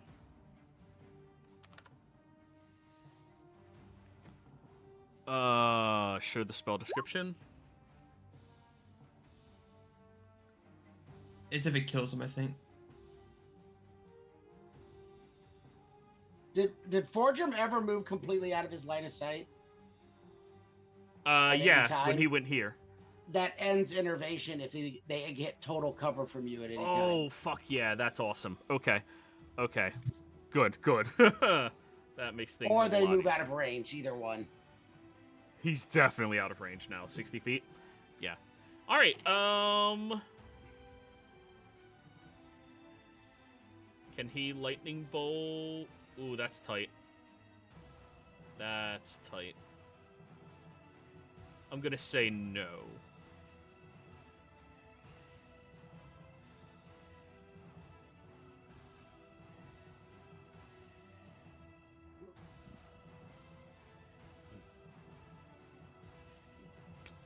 Still no.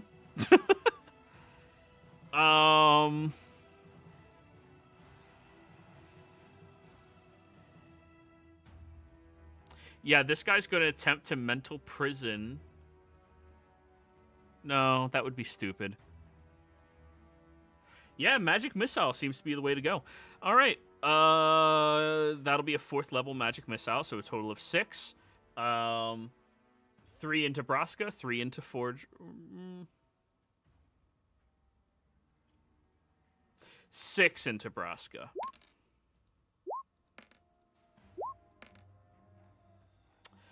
So 9, 10, 11, 15, 19, 23. 25 total. 25 total? Thought it was 23. 9, 10, 11, 15. 15 plus 4 is 19, plus 4 is 23. 23. Oh, my bad. Yeah.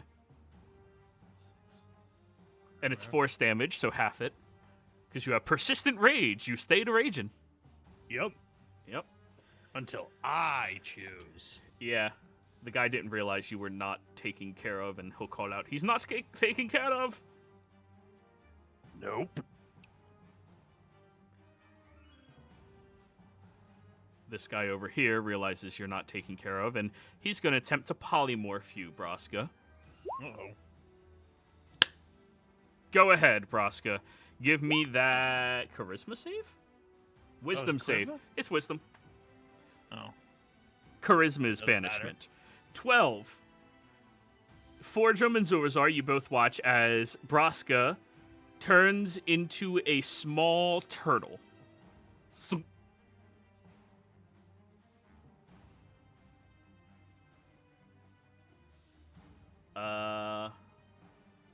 Next person. 10, 20, 30.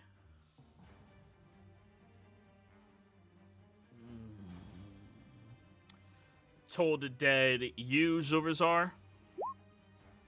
So you need to give me a wisdom save. Wait, can they see me? This guy, yes, he can. And where you're at, you definitely want to be hit because he doesn't realize you're controlled by a thing. Oh, that's true. You said wisdom? Wisdom, correct. Or is that for hypnotic pattern? You are successful, so you are not affected by Toll the Dead. That's worse. Okay. This guy here is going to just drop a lightning bolt on Forgem and Zorazar and not hit the turtle Braska, because Braska as a turtle is less of a threat. Well, I can't do anything, so I just take half damage. Correct. Which is That's an important 30. dex save. Plus his shield, he is successful. So that is going to be 15 plus 3, 18 damage on Fordrum. Fordrum is Well, he- looking bloodied. Won't he use his reaction to not take damage? Good point. He takes no damage. Sorry, I'm really. I know. Yeah. That's I why appreciate it. I That's will why keep I'm making saying mistakes. stuff. Otherwise, Yeah. I try not to tell you how to. I run things. appreciate Try that. not to. Zurazar, you Mhm. take your half damage, and you are no longer encapsulated by the stupid thing. Nice. So he gave himself 2 rounds of respite. He will finish his crawling up the wall to get away. Finally, I'm safe. Hey, what's going on up here? As this guy over here is going to be throwing magic over at the other guy who keeps trying to fucking kill him. Yeah, he's going to try to do neutralizing magic. He's going to do hold person, and the other guy's going to counterspell, and then he's going to counterspell. So I'm just doing this to take all of their spell slots down. So yeah, hold person goes off. Other Volstrucker wisdom save. This Volstrucker is held personed. Oh, by the way, you have to give a con save for your spells, Zurazar. Oh, that's right. DC's an 18. DC is a 10. It's half the damage you took. Oh, that's right. Half the damage or 10, whichever number is higher. So you're good. Alrighty. That is the end of the Volstruckers. Braska. So what is the movement speed for a turtle? 15. Okay, so I'm going to start moving this way. 10. Yep. 15. And I'm going to do whatever the biggest growl equivalent for a turtle is. Let them eat that. I Action. don't know who did that sound because I wasn't looking, but wow. You're That was welcome. Joey. Good God. DM master class right there. Thank you. That's what a turtle sounds like. Don't tell me otherwise. Action, Braska? That wouldn't count as an action to intimidate, would it? No.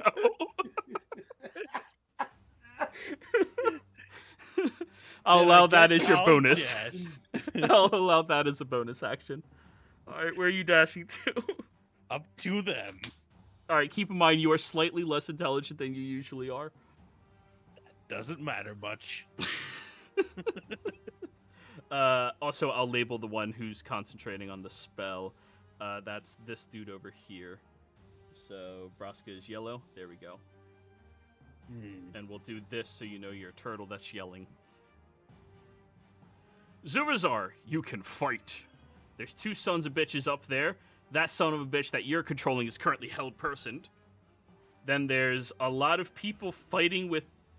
You have to presume that's Braska, who's turtle angry at them. Also, Fortune looks like he's on death's door. We need to leave. We legitimately need to leave. Janet will call out, I have exactly one more possibility for our escape. And that is... To get near me. When is Janet's turn? She takes her turn on Fordrum's.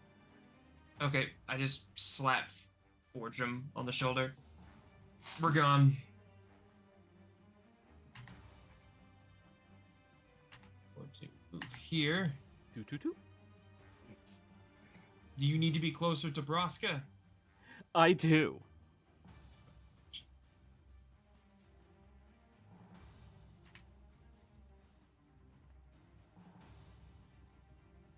How close? I need to be out of sight of the other mages. They have counter spells. Braska, why did you have to move over there? Braska, war You cry. know why.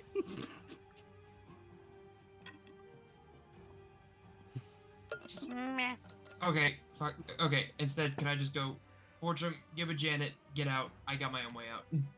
Okay. So could I instead just climb the wall? Yep. I don't have. It's 40 feet high. You have a climb speed, correct? Yes, and once I reach the top, I'll just fucking. You look down, and though you were on a city street when you walked over here and walked through the barrier into it, now that you're up high looking down, you seem to be over top of some rocky cliff edge, peering down at water. You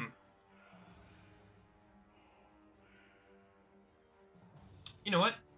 I've played enough Uncharted to know what I'm doing. I'm just gonna clamber down and we'll just start climbing around to see. Actually, while I'm doing that, could I do a thing? What thing? Could I just take out a little coin and just throw it to see if it actually hits water, if it hits something else? Ooh. Dunk. I'm going to count that as your interact with an object action. That's Toss fine. it, and it hits and splashes. Okay, so we're somewhere else now, somehow. Cool. I will continue my Nathan Drake climbing. Do-do-do-do-do-do-do. Oh. Did he take a turn off from running yet? What do you mean? Did he take a turn where he didn't run to get his feline's No. agility back? Fuck. You are 35 feet away, and he has a base speed of 30.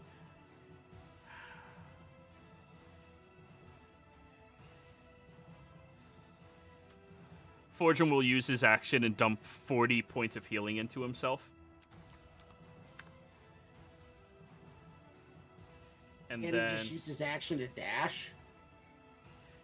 his action was going to be to try to get him out of there with a spell. Dimension Door. But instead, he's going to heal himself. I figured he just would have picked Braska up and carried him back towards her. Yeah, but he would Braska's have... a turtle. Well, He would've- actually, may I? If he cast Dimension Door, wouldn't that potentially burn up one of their counterspells? That's And that- one of the risks, and that's why he wanted to get Braska to like do that to bait out their spells. But I mean, yeah, if you guys want him to dash instead to get Braska, that's no problem. An extra But I don't 5 want feet. him to. I don't think he'd Nah, I leave prefer he Braska heal behind. himself. Good point, Argon. 10, 20, That's a good 30, action dash, pick up Braska. He would risk it all to save somebody. All right, so 5,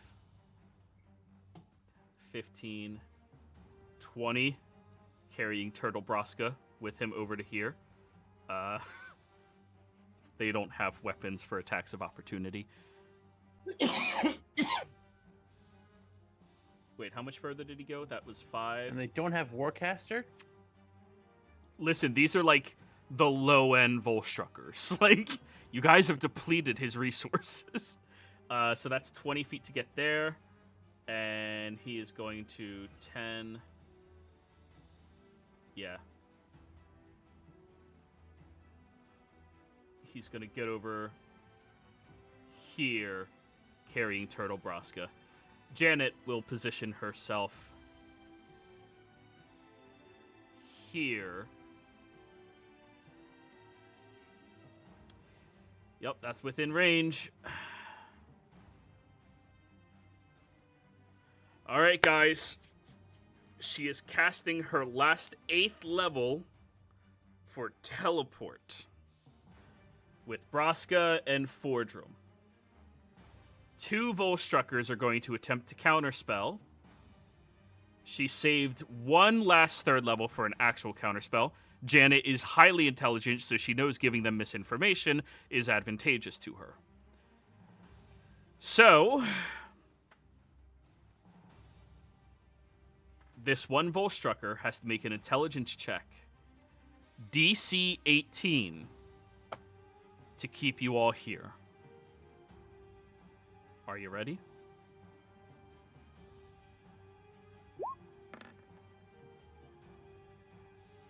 Let's fucking go. Oh, thank God. Janet Damn. grabs onto you, the other two, and you teleport off away from Trent's estate, going into hiding. If we're doing that, then could I essentially just use the rest of my bonus just to get over to this and just fucking book With it? your passive stealth, you can go where you please, except inside the estate, because there's a lot of traps and other shit like that, so I would encourage you not to go there. But anyways, I think that's a great place to go on... No, we already braked, right? No, we haven't broke. We haven't broke? No, All right, we're breaking. Be right back. we've been in this for almost.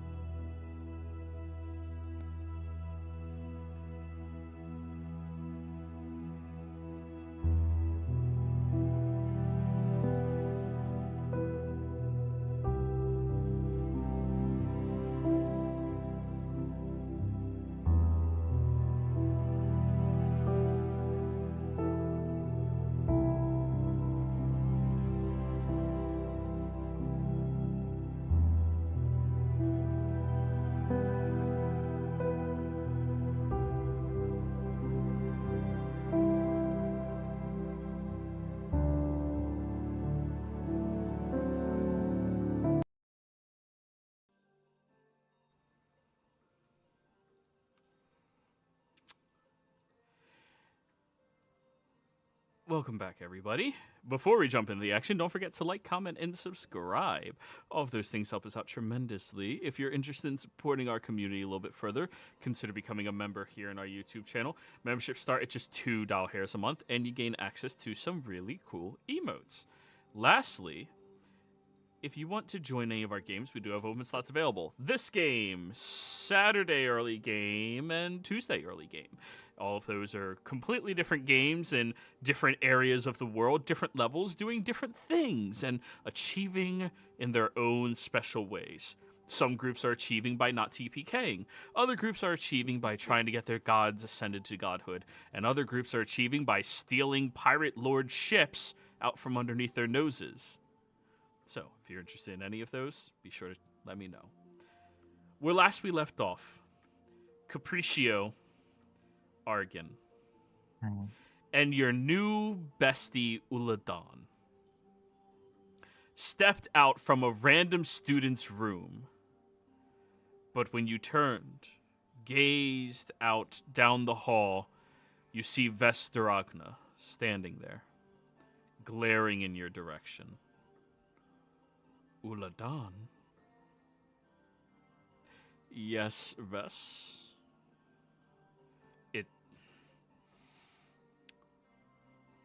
You are very far out of position. Well, I had to come here and make sure the boy had a proper room. And he does. She wanders over and begins to cast a spell. Very familiar to you, Argon, Detect Magic. Okay. It goes up. She looks over at him.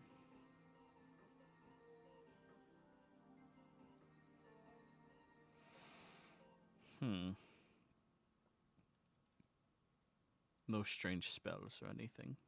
What's going on with him? Points at the student behind you as she's seeing the clear illusion on him. Or, sorry, not illusion.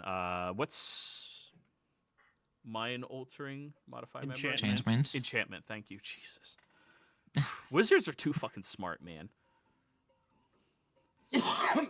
Oh, well, you see, the student got out of line, so I put a little spell on him to remind him, well, you shouldn't be disrespectful to us. Here, watch. He snaps his fingers. Bark. The student just starts barking. Are you done harassing the future of the Empire? Or are you done harassing the future of the Empire? For the time being, I believe so. Fine. Come with me. We need to finish our wards. Of course. As they take a few steps forward, Argon would not notice. Capriccio. You see both them and the student stop and tilt their heads to the side as if they're listening to something.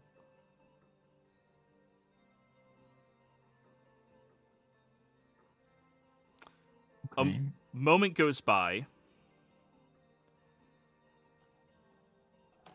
Uladan looks back. I need a perception check from both of you real quick.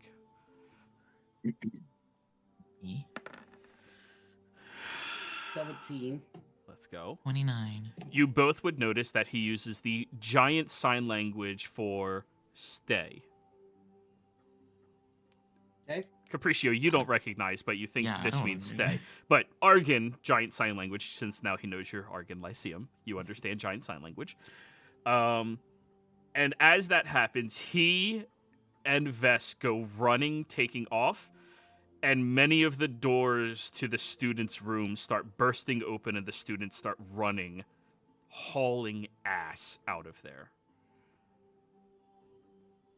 I will ask through the telepathic bond, what do you think is happening? I have no idea, but I can only guess it's our other half. Yeah, that can't have gone well. What do we So- do now? We go to the library, we get the address out of the book, and then we walk out of here. All right.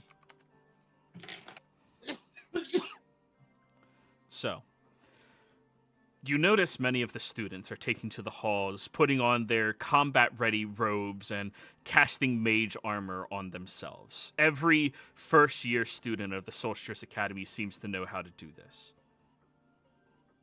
As they are walking through the halls, moving, you start to notice then the upper year students also coming out, putting on their armors and starting to prepare themselves and exiting the academy grounds. The professors begin going over as well, securing the exit and entry locations, putting magical enchantments on them to, well, safeguard the academy itself.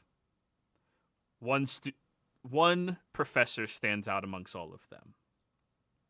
A halfling, very old for his race, seems to stand at the top of a podium calling out, "Everybody, there's no need for alarm. We are fortifying the academy. You all are safe. This is going to be treated as a learning experience in case the insurrectionists come to our doors.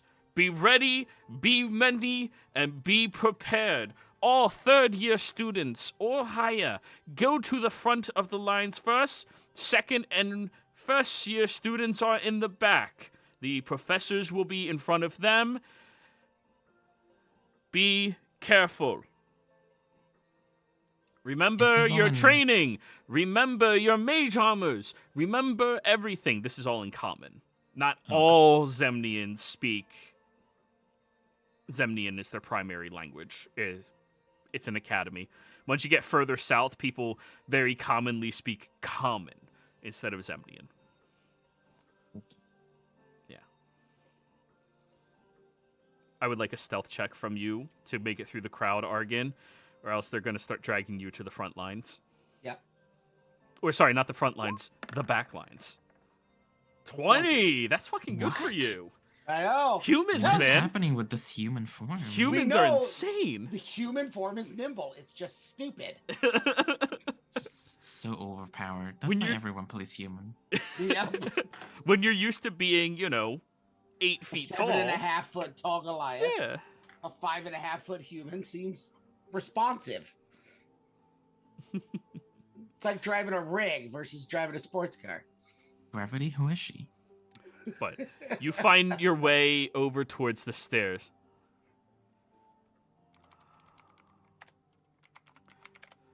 You find your way over towards the stairs, and as people are moving, you're slowly slipping through the crowd, getting further and further away. Argon, I would recommend that you mage armor, since every single student is mage armoring. I already mage armored Oh, this morning. you're good. So, You're good, yeah. It is a visible thing. It's armor. on It's you. one of my standard buffs every morning. Perfect. Ooh. Well, as you get up the stairs and start navigating, you do have to slip between various different hallways and go unseen completely from, professors that are locking the classrooms, locking the storage rooms, locking as many various different things up. And as you are moving through, you do hear a voice from behind you. "Don't worry, I'm just standing here following you while Vess is talking with my illusion." And you feel a hand touch your shoulder, Argon. Mislead's a hell of a fucking spell.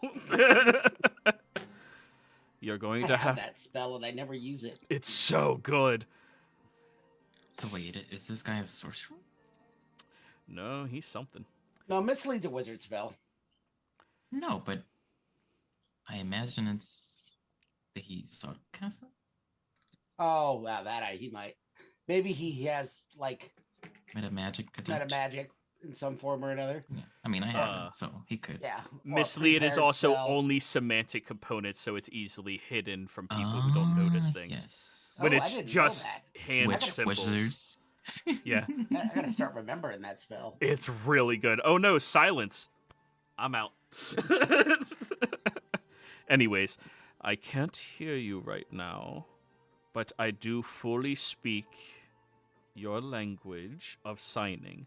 If you sign something into my chest or my palm, I will understand what you are saying. God, she is so annoying. Okay. I'm just gonna sign heading to library. Ah, okay, we're heading to the library. That's okay. Is there anybody in the hallways? Should I be quiet, or...? Do I see anyone? Periodically, yes. Yeah, occasionally. I'll be silent then. And he just keeps his hand on your shoulder as you're walking. This is so weird. I'm thinking that to Capriccio. Welcome to Wizards, man. This is something. You continue through the telepathic wall.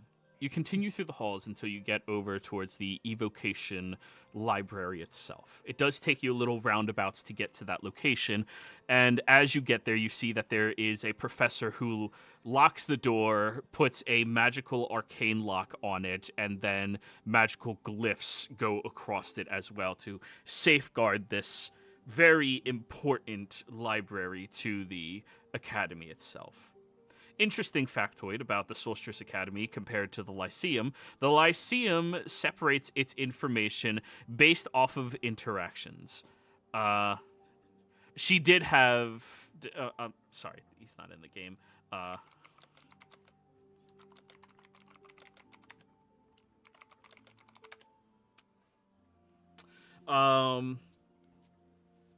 Anyways, the Solstice Academy segregates their information based off of the school of practice that you are inside of, whereas the Lyceum separates it by applied practice of knowledges. So all of the first, second, third level spells are categorized specifically and then subcategory based off of the class itself, whereas here they do spells specifically by their archetype of magic, and then the intensity, and then related spells might be littered in various locations.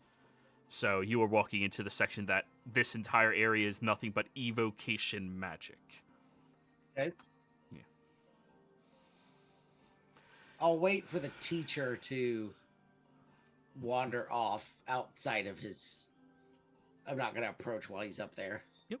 The teacher does walk past an area that you can hide where there's a lovely large statue of one of the archmages here. I'm going to sign to Uladon. Door was locked. I can open it, but it will not be quiet. He'll sign back, can I speak? Yes. All right. Well, do you not have Dispel Magic? They have wards in place and protections from magical spells interacting with the, lock itself, but they do have defenses that can be sullied or lowered. I have that as well, yes. Very well. Well then, group effort, shall we? Can your little friend do things such as that? Appreciate, do you have Dispel? Not prepared? Not today. Are you capable of heightened strategic casting? Yes. Alrighty, then we will coordinate for dispels. Let's make sure there's not more than 3 security precautions, and then the lock itself. I can't see, so that is completely on you. Okay. All right, so I will cast a spell. He asked you to see how many security precautions they had first. So what is that? Detect Arcana. magic, or is that Arcana? Okay. Oh yeah, these glyphs and shit are clear as day in front of you. It's powerful shit. Let's go, Argon! 34. That's the first time you rolled above I 10. know. It's amazing. I'm going to Let's pull this go. heist off. Here, One way or screenshot. the other. It's the Screenshot. human. It's the human. I'm It's sure. the Human. human. Yeah. You just fit in. You're a Zemnian. I should have been Semyon all along. That's your biggest mistake, being Lyceum. Anyways. You look at the wards on the door, and there appears to be a total of 3 protective wards, all layered around one another, and you can distinguish which ones are which fairly decently. After the 3 protective wards, one which would be a loud, resounding alarm, one that if you interact with the alarm would be dispel your magic attempting to do that, and the third one, if you interact with that one, would be an alarm for that as well. So you need 3 quick succession dispel magics. Okay. And then there's just the lock itself to handle, which you took that feat, right? What Spell feat? driver? No, I don't have spell driver. Oh, that's what he was asking. All right, well, I have the magic. I have Mystic Conflux. That's the one I took. oh, okay. So how many different protecting wards are we looking at here? 3. I'll describe the wards. Well, I can handle 2 of them within a very brief window, but you will have to time yours to hit the middle one. I'll attack the first and the third. Okay? Okay. Scheisse. Let me escape from Vess real quick. By the way, do you know anything about Trent's estate being attacked right now? I don't know that attack was the plan, but I'm going to admit that there is a extremely high possibility that I know the people involved in it. I should warn you that, based off of reports that are being sent out to me right now, 2 of the Volstruckers at his estate are dead, and the infiltrators have been forced to flee magically. All right, that's good to know. Thank you. All right, let me escape Vess real quick. God, she doesn't shut up. At least I've stuck to the fact that I did tell him we were here for Trent. Yeah, it's... This backs up what I said. Hey, Janet did tell... Not Janet, Jenna did tell you he was potentially an ally. Yeah. No, I have him written down. Mm-hmm. Now you know. Not really an Yep. ally, but he is an but- enemy of Trent. Right. Good reason. He likes his cousin. Already, I got away from That's him. an app. And I bet his cousin likes us. Okay, now I can see normally and speak normally. As soon as I cast these spells, I'm going to no longer have my illusion out there talking, so I will have to vacate the premises very quickly. Okay. What's my quickest way out of here once I get this?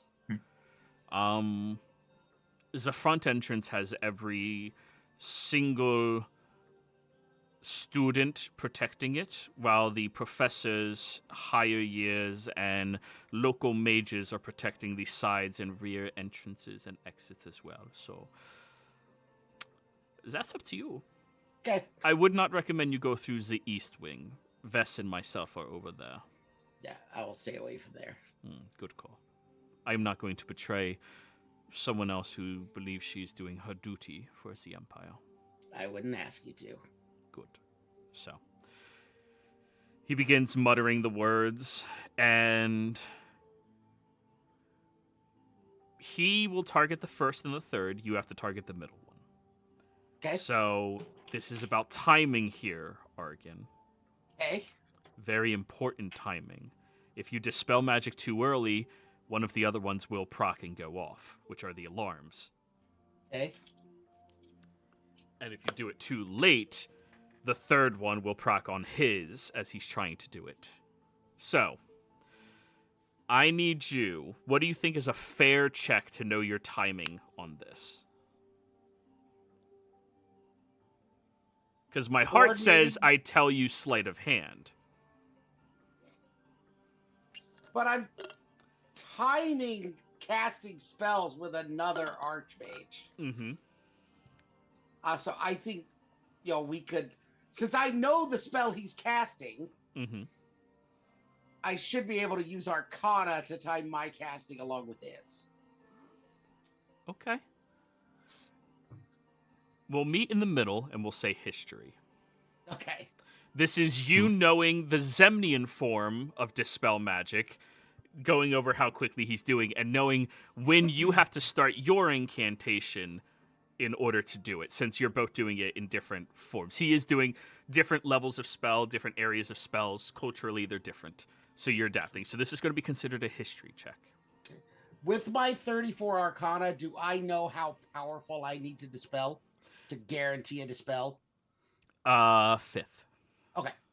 Since you're the one targeting the middle one, which is the most powerful one. Right. Then I will cast it 5th. So Okay. I don't want to. If I know what it takes, I will spend the slot to do it. Okay. Well then, give me that history check. Let's see you hit that timing. 27. That's good enough. We take that. You watch as he becomes visible directly beside you, casting the Dispel magic. And as he's about to finish the incantation on the first one, you begin your incantation. So the moment his magic touches it, your magic hits the other. And he twists and projects his third spell very similarly to how the Lich described spell driving to you previously. And as that happens, all three of them break and shatter away. That will grant you 1 hour before they come back online. Okay. I will put up a greater illusion so that it appears that the words have not been altered. Are you going to unlock the door? You wouldn't happen to have a key, would you? No, of course not. I'm not a professor here. Well, then I guess I'm going to use knock. All right. Echoes loudly down the halls. I actually even prepared that spell today, knowing that there was a chance I'd have to break stuff in. Let's go. Who needs a rogue? Although I'm Zurzar would have made this prepared. very easy. Zurzar would have made this much easier. Yeah, but yeah. Lying Zurzar? Great. Anyways, you open up the door, and as you are slipping inside, he puts up his greater illusion, transparent on your side, but completely in place on his. Avita Zane. And he goes, this time, briskly walking. Actually, he'll cast Fly on himself. That's faster to get back to his post. Okay. Looking inside at the wondrous Solstice Academy library. You start to look around, and many of the books were left lying around and, well, just kept safe.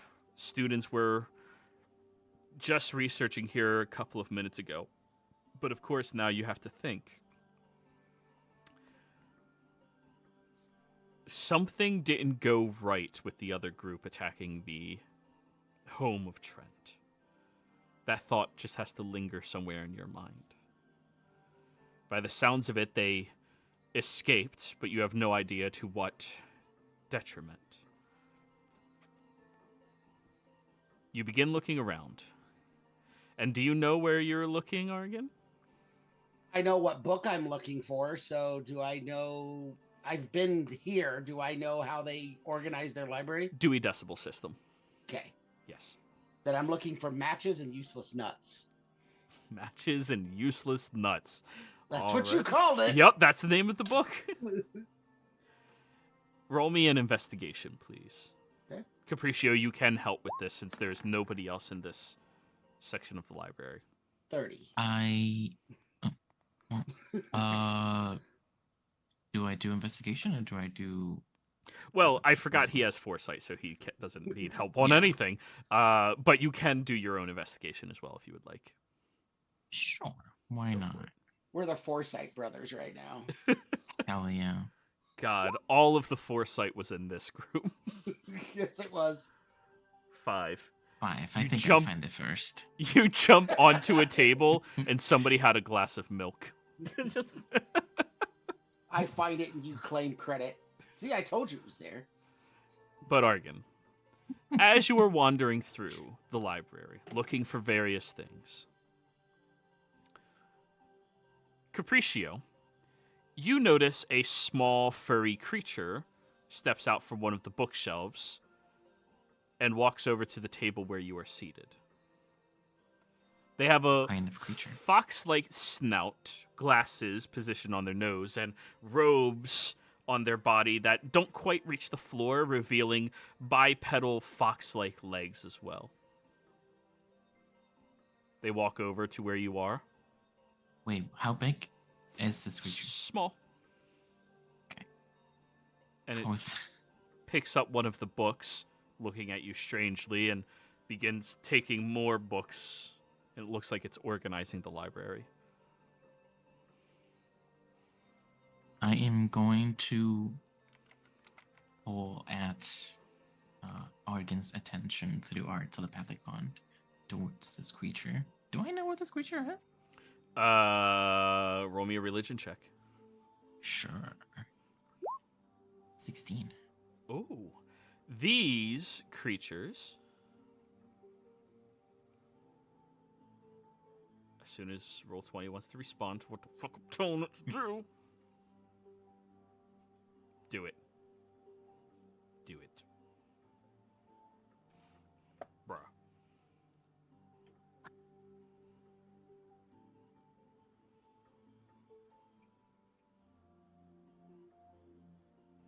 Okay. I have a suspicion, but I don't imagine it is what I think it is. This creature are fiendish I in don't- origin. They are fiendish in origin. However, they are also known as servants of knowledge, arcanoloths, as they are frequently referred to as. That is exactly the creature I thought it was. These creatures are disgustingly intelligent, but they're also usually seen around places where there's a tremendous amount of information that they can either accumulate, trade, sell, or safeguard, depending on their purpose. This one seems to be taking books and keeping them away from you. Have I ever spotted one at the Lyceum? No, you never spotted one at the Lyceum, but you also haven't spent a lot of time at the Lyceum's library. True. I was more focused on the students. So, as your telepathic bond reaches Argan, what did you say?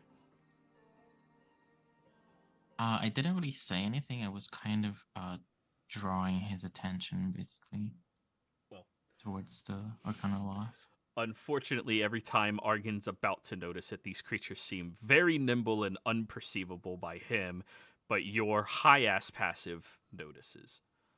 So, It's one of those And creatures it's- just statically avoids being seen by people.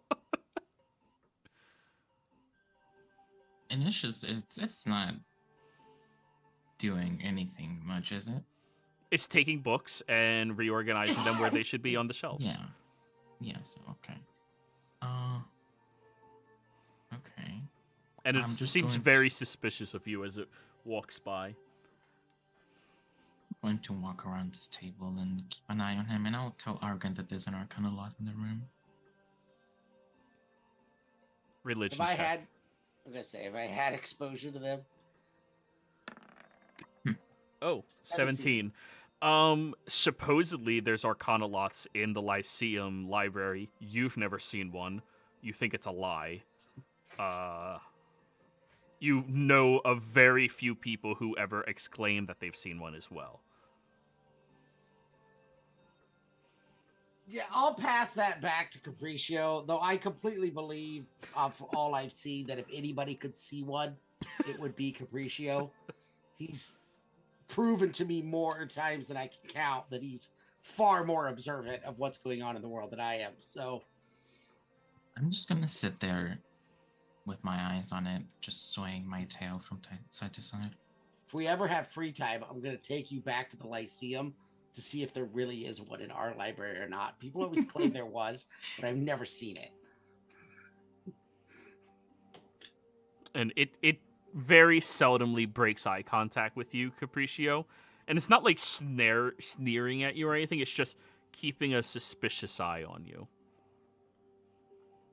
Yeah, I'm not either. I'm literally just looking at it, Alrighty. just watching it, waiting for Argan. So, Argan, as you were conducting your investigation, it takes you about 5 minutes or so until you get over to the section of this library where you think this book might be. Scanning the shelves, you are looking persistently for your book. Useless nuts. Oh. Scanning the shelves carefully. You're lucky that you're in a human form because it is on the bottom shelf hidden away. As your giant self or half giant self, you never would have noticed it. But human Arkin, he notices all. You Except for the Arcanoloth, but you know. Can't be perfect. Capriccio, you see Argon squat down to go reaching for a book, and the Arcanoloth just casually walks directly behind him. And by the time Argon's standing up, it's already rounded a corner out of sight. So it's leaving. It's not gonna try to stop him. No, it's just past him, and it's taking books, putting them back where they need to be. Okay. So it doesn't look like it intends to interrupt whatever Argon is doing. No. Okay. Yeah, I'll just keep watching it just in case it decides to do that at some point. He's just being a dick. You'll never notice. I will say through the telepathic bond, although, I mean, do you care if it tells somebody after we're gone? No. Okay. All right. So, you get the book, and you open up the first page. Start to read through, and it is as dreary and boring of a book as you can possibly imagine. Every single page is about the very simple ways that you can make fire as an evocation wizard.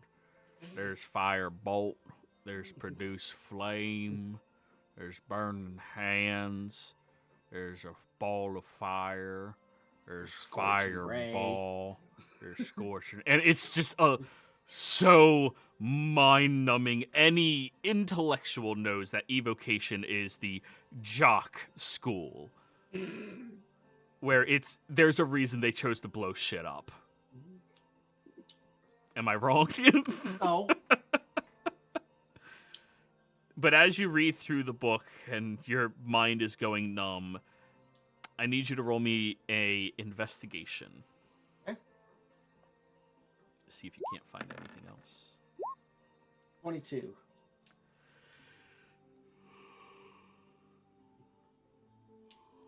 All right, 22. We love 22.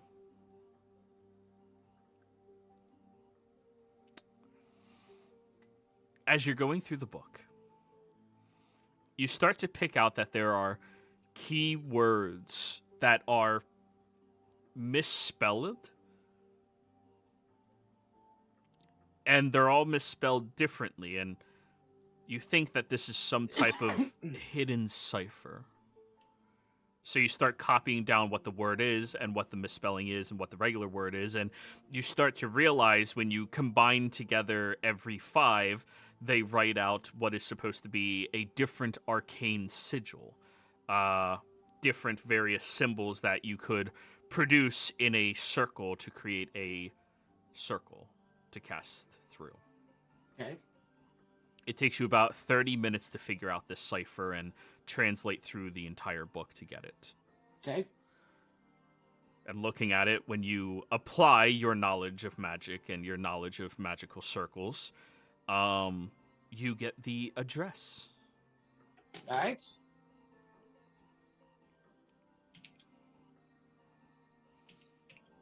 I will put the book back where I found it. Mm-hmm.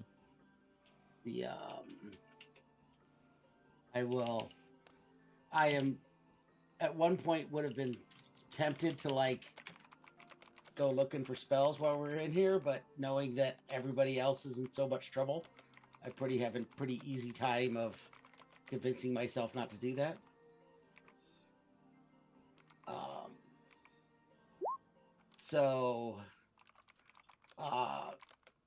Capriccio, it's time to go.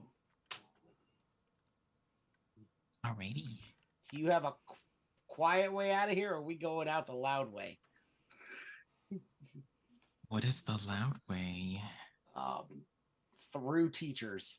So, before Argon gets to you, Capriccio, the Arcana Lock does walk past you and hands a book to you. It is called Embers of Desire, The Flame Wielder's Secret by Seraphina Scarlet.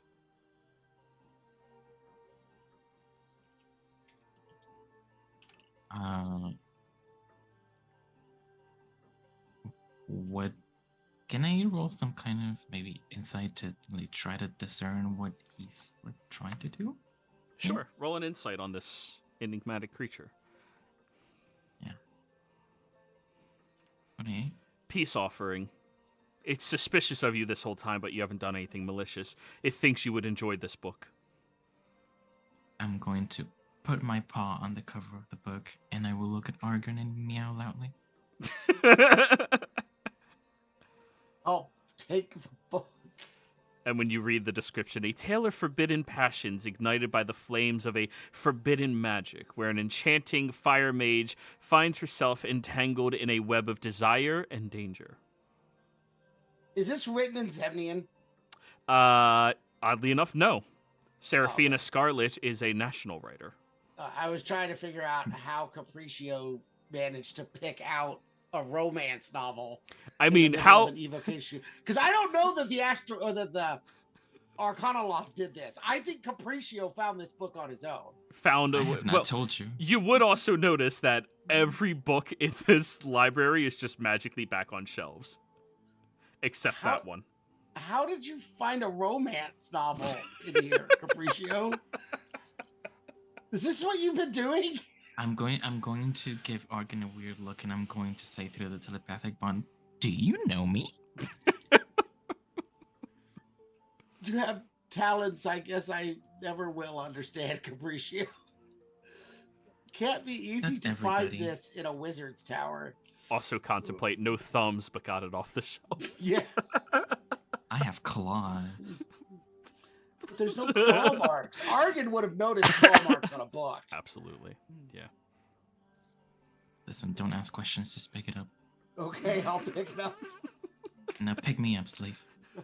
Oh. Pick up, Capriccio.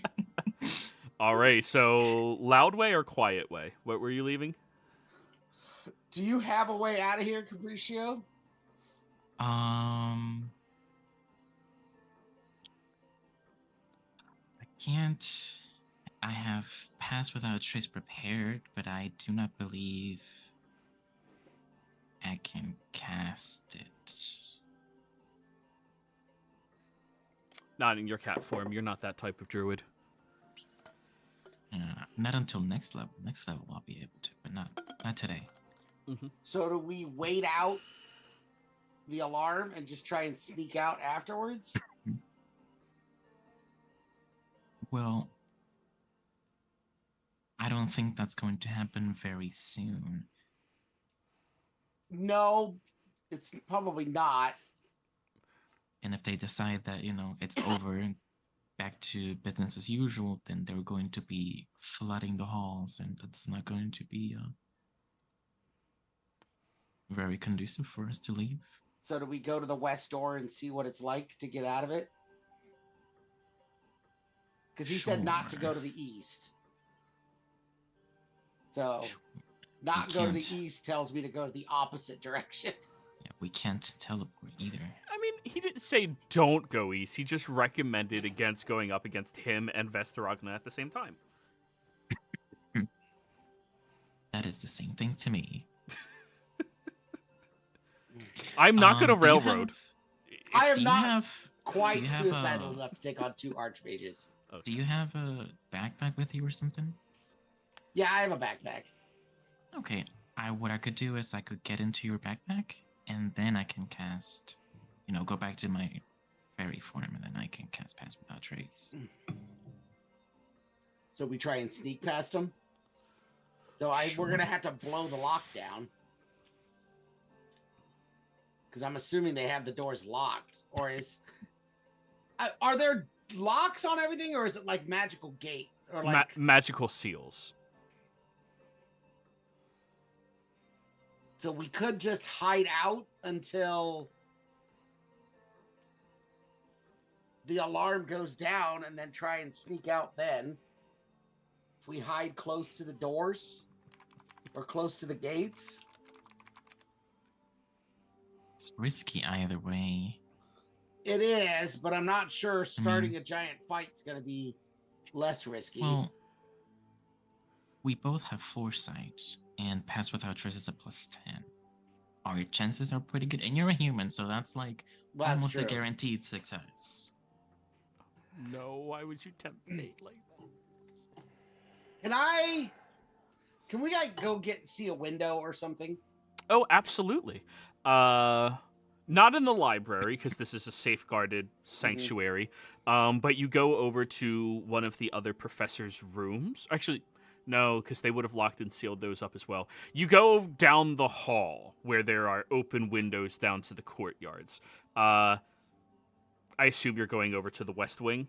Yes. Peering out the West Wing, and it does take you like 10 minutes to get there. Okay. You peer out and you see positioned around the outside is about 15 teachers. Yeah. Also, just as a quick reminder, in case maybe it ever comes into play, just so that it's in your mind, we both have, everyone in the group has Windwalk. Oh, we still have Windwalk? When we started the day, I cast it and I extended it to 16 hours. Oh. So standing outside are the arcane spells protecting it visible? Is there like a visible shield or something? You do not see any right here at the window.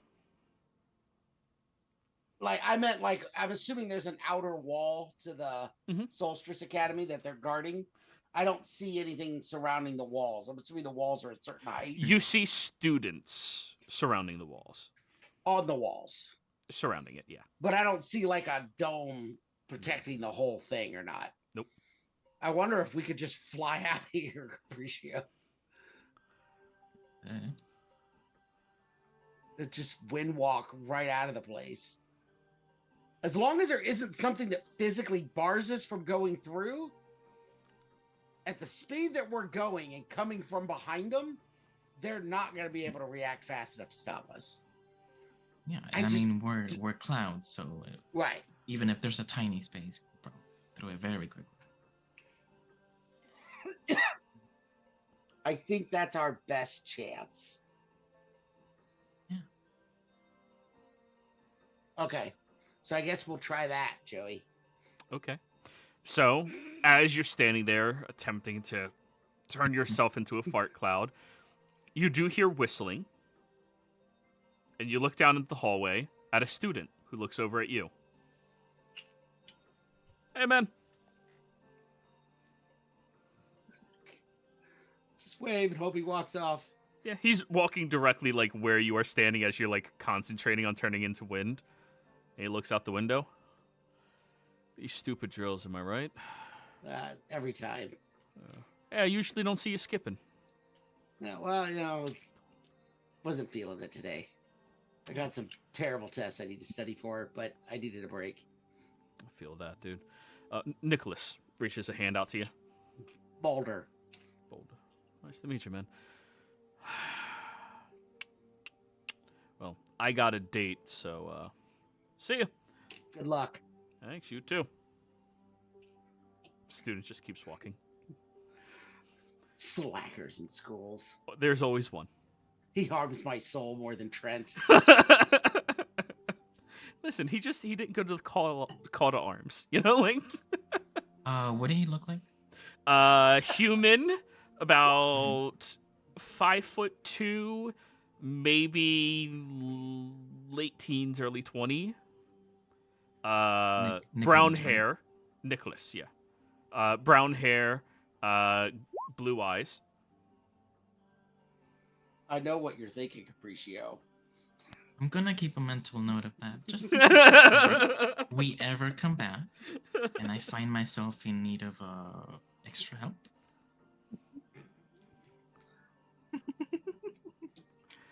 Are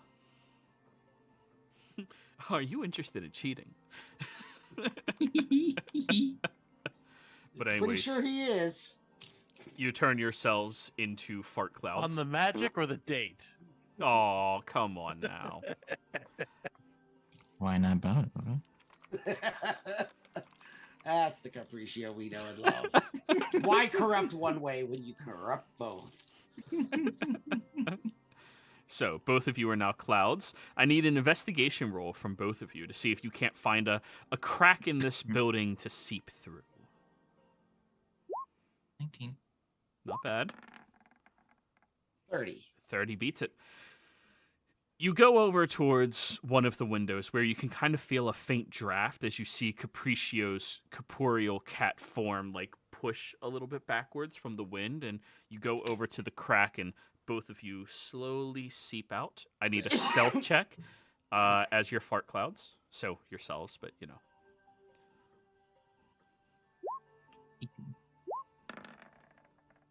19. It's Group the human. It's the fucking human. Group is. average of 19. Human is so dexterous. So, as you seep out and start floating higher, parallel to the building, just to get out of away from everybody, you both hear a student point up and go, "Hey, look, clouds!" And one of the teachers immediately goes, "Eyes on the fucking wall." Clouds can never be a danger. Listen, they're I not just archmages, they're just mages. One student noticed. I just love that there was this one person that I was just like, clouds? Like, what? He tried warning them, but you do as you say. They say look the other way, so they look the other way. So, the two of you float away. Where are you heading off to now?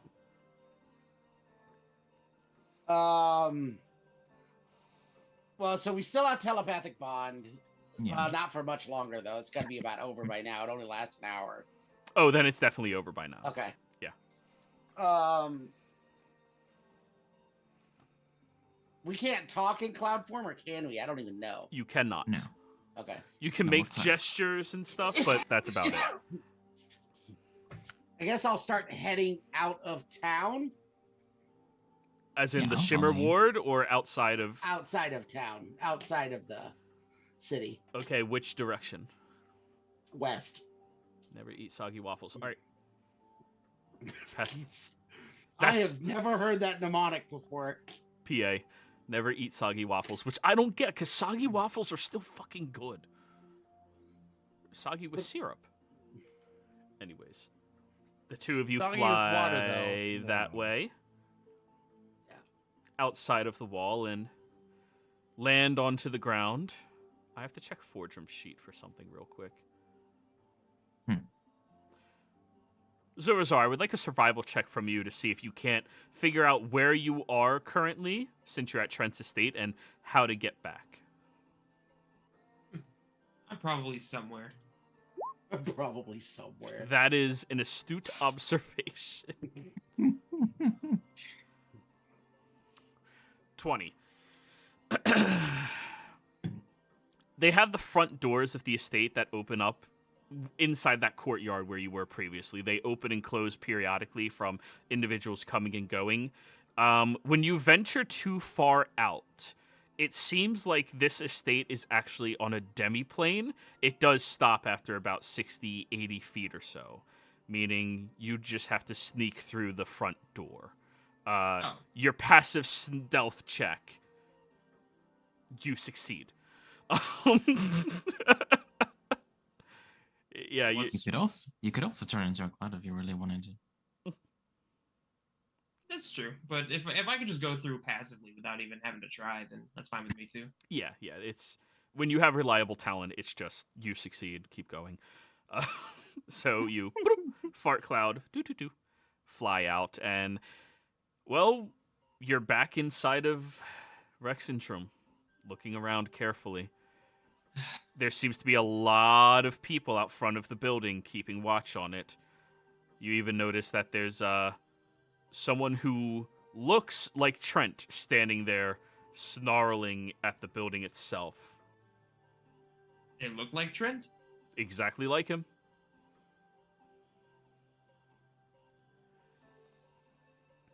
Is it actually Trent? Roll me an insight check.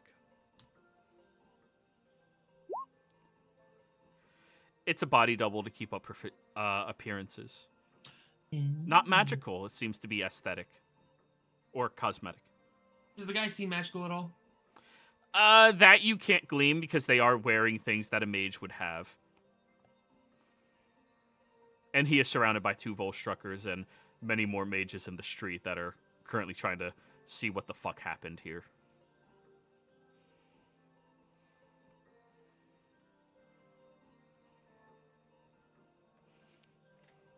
Chaotic part of me wishes to do something, but Zurazar is probably smart enough to not cause any more trouble, so he's just gonna continue on. There's a lot more than just 8 mages here. Well, it's more of just like, what if I cast suggestion to some random person in the audience and have to start a mini riot? Well, what's the worst that could happen? Good escape strategy, I guess. Is that what you're doing? No. Okay.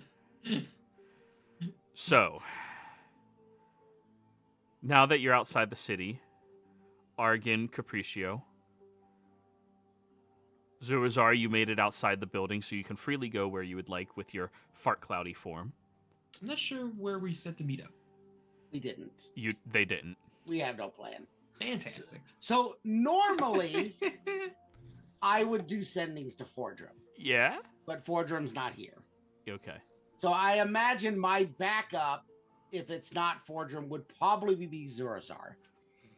I have no idea Fair. that he's not with anybody else, Fair. but I'm going to send to Zurazar before I send to Braska when I'm asking for an update on intelligence, like situational stuff. Fair. So, Fair. So what are you Oddly sending? enough, the resounding failure actually proved an advantage to us. yes, it did. Which Listen, is if it was my plan, listen, if Zurazar planned it, it probably wouldn't have gone as bad. Probably. probably not, because we didn't plan it. So, Any plan is better than no plan. Yeah, you guys had the Braska and Fortune plan. Let's just make a direct fight. Zurazar is just So, sending. once Zurazar is in a safe enough spot, he'll honestly just like pop out of like wind form unless he needs to get around like a wall or something. But he's just gonna like They walk do- through just They do have outer walls to protect the Okay. city. so I'll. What about this wall? Is that an open gate or? No, you can get over that wall fairly easily. It's You have just to this get wall? you have to get out of the Shimmer Ward Okay. through that's Fart the Cloud. first- Yeah. And then getting through this area is pretty easy. Especially if you just Janet still has Hi. seeming up on you. Can I just drop seeming on myself? No, she has to. No. The caster has to drop it. Just fly high. Is seeming a concentration? No. Dumb bitch. So did you get your sending together, Argon? yeah, I have it ready. I'll just read it out loud. But, Okay. so I will send to Zurazar. This is Argon. We have the circle address. Are currently outside of the city. Where are all of you? No idea where Braska, Fordrum, and Janet are. They teleported. Trent's mansion was a terrible idea. Heading into Mosiak Ward. Where the fuck am I?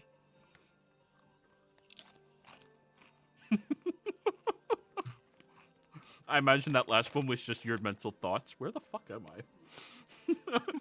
So I will pass that on to Capriccio. Do we want to have him meet us somewhere? Well, we're still cloud, so I don't know where you're passing. Or did we drop that? We you would have decloud dropped after down you left the somewhere. city. Yeah. Yeah. Oh, okay. I mean, we could just meet right here, right?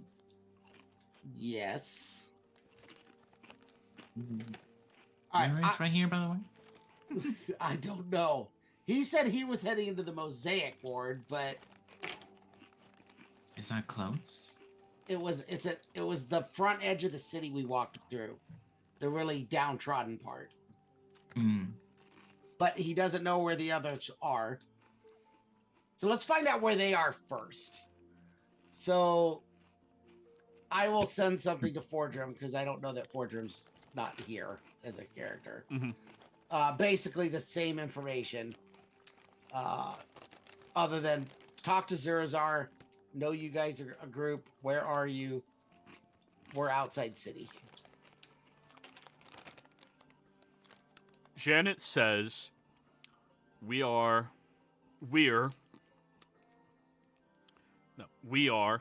that's Fordrum, 6 miles outside, south, behind butt-shaped hills, hiding, resting. Braska is a turtle still. That's a long polymorph. 1 hour. Okay, so there's 6 miles outside of town, south, behind some hills that look like butts. Okay. So very round and close together hills. Okay.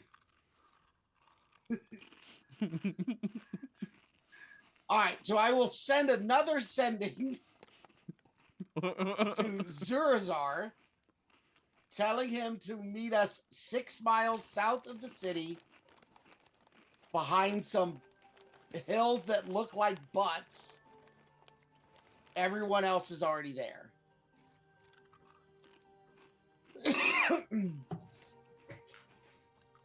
Alrighty, let's look for some butts.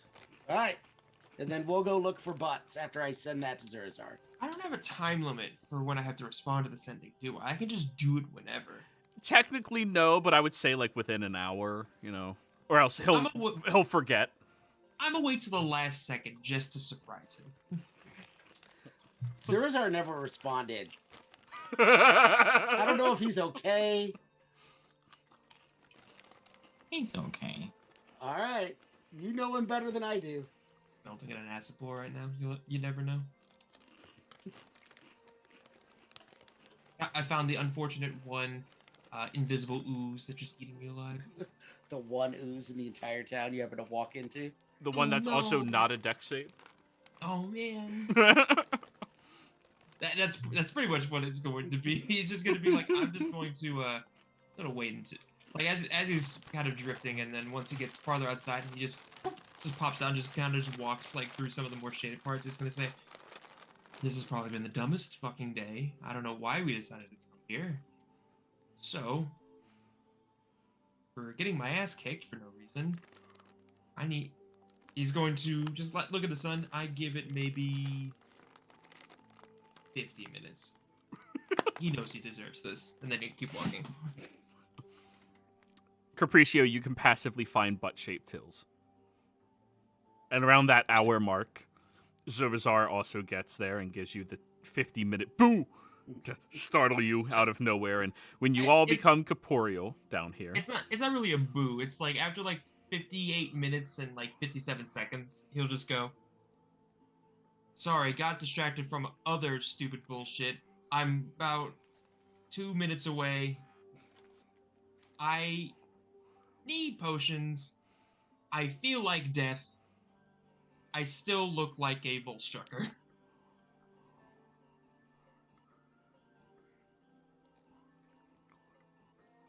So, Zurazar doesn't sound very happy, Capriccio.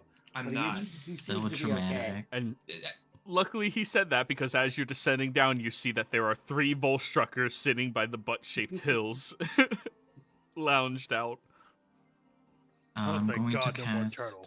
I'm going to cast Sunburst right on top of him. Oh, that's correct. There's 2 and a turtle. So between his telling you that he's a Volstrucker and the fact that there's the Braska turtle there's a one extremely angry turtle who's just been yelling at Fordrum the whole time for taking him away from the fight. Also, Janet's there. He's just gnawing on Fordrum's armor, shaking his head back and forth. I feel like Fortune might have just tried to punch the turtle. No, Fortune would never just randomly assault a turtle. I think if it were me, he might be like, he could take it. It's just frisbee you down the hill. Also, turtles have 18 hit points, by the way. Damn. Yeah, but not if you drop them 60 feet. Anyways, you guys get all together again. Capriccio, are you actually sunbeaming? No. Also, that's sunburst. Oh, are you actually sunbursting? No. You all just see one flower bloom and then a light strike and... But now, you're all back together. Janet will stand, or Volstrucker woman would stand. Our mission was not terribly successful. Why are you holding that thing? That's Braska. Our eclipses. Boop, you're back to your normal form. I would have dispelled it if he was still a turtle when I got there. I find it a little weird that you decided to send the one person that needed to probably speak Zemnian, or the one person who can't speak Zemnian but can't speak, to a place where more than likely everyone was going to speak Zemnian. To be fair, that's the DM's fault. Well, and to be fair, I went into the Solstice Academy. They all speak Zemnian there too, and you would have had to pretend to be a mage. I don't think it was any better for people to go to the academy. Well, actually, you guys' absolutely massive fuck up actually helped us because it distracted the entire academy away from where we needed to get to. I mean, that's fair. The last time you guys massively fucked up, it really helped me. See? Exactly. Our plans always work out. Now we're even. There you go. I'm Splitting sure the we'll party. be in imbalance again. Also, that Volstrucker's face is etched into my memory. The one that turned you into a turtle? That's the one. Also, Them's I'm the bitch. still a Tresem as I'm talking to you guys. What's talking? Appreciate I the said- Tressum. Yeah, I said I'm still a Tresem as I'm talking to them.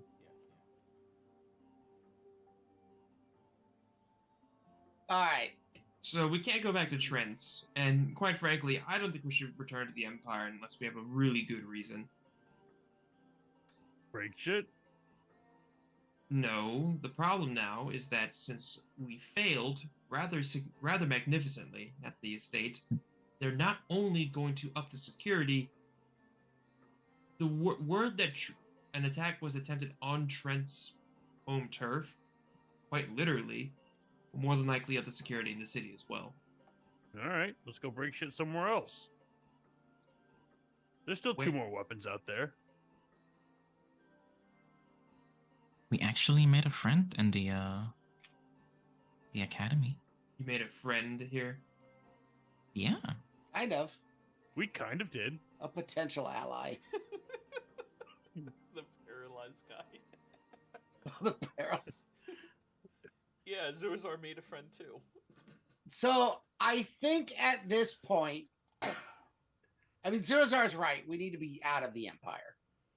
We have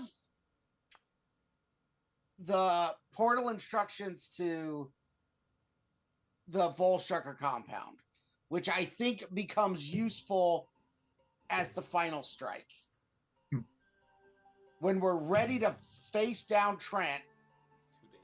we use the 2 people we know that are high ranking to find out when he's there, and we go after Trent at the Volstrucker base. But that's a ways out. Speaking of Trent, by the way, he does have a body double that resides in the mansion. Mm. Oh, fun. I saw. Kill him twice. I had to do a bit of a double take when I passed him. So it was a decent body double. If you Quite had to do a double take, I'm taking that as meaning it's a pretty decent body double. looks almost exactly the same, just less dead. So my opinion, we go with what you suggested last time, Capriccio.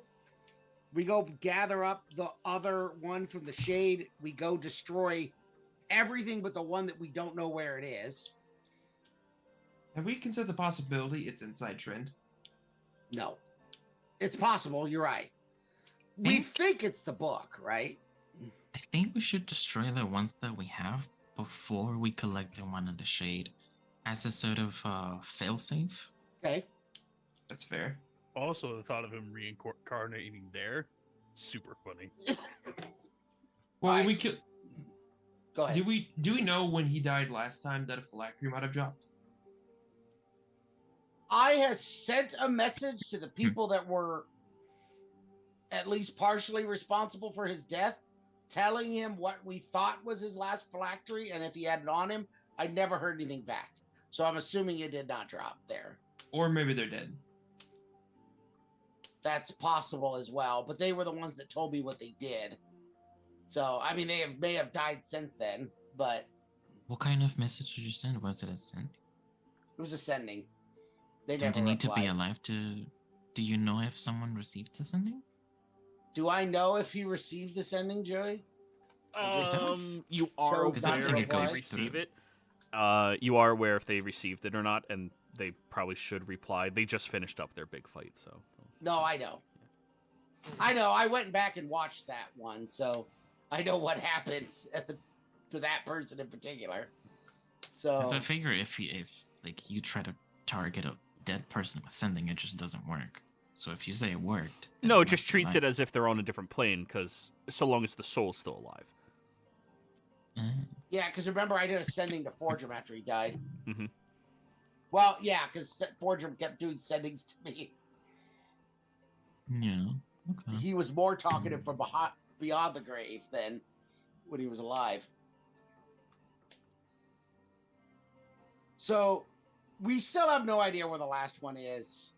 So we don't know that if it dropped there or not.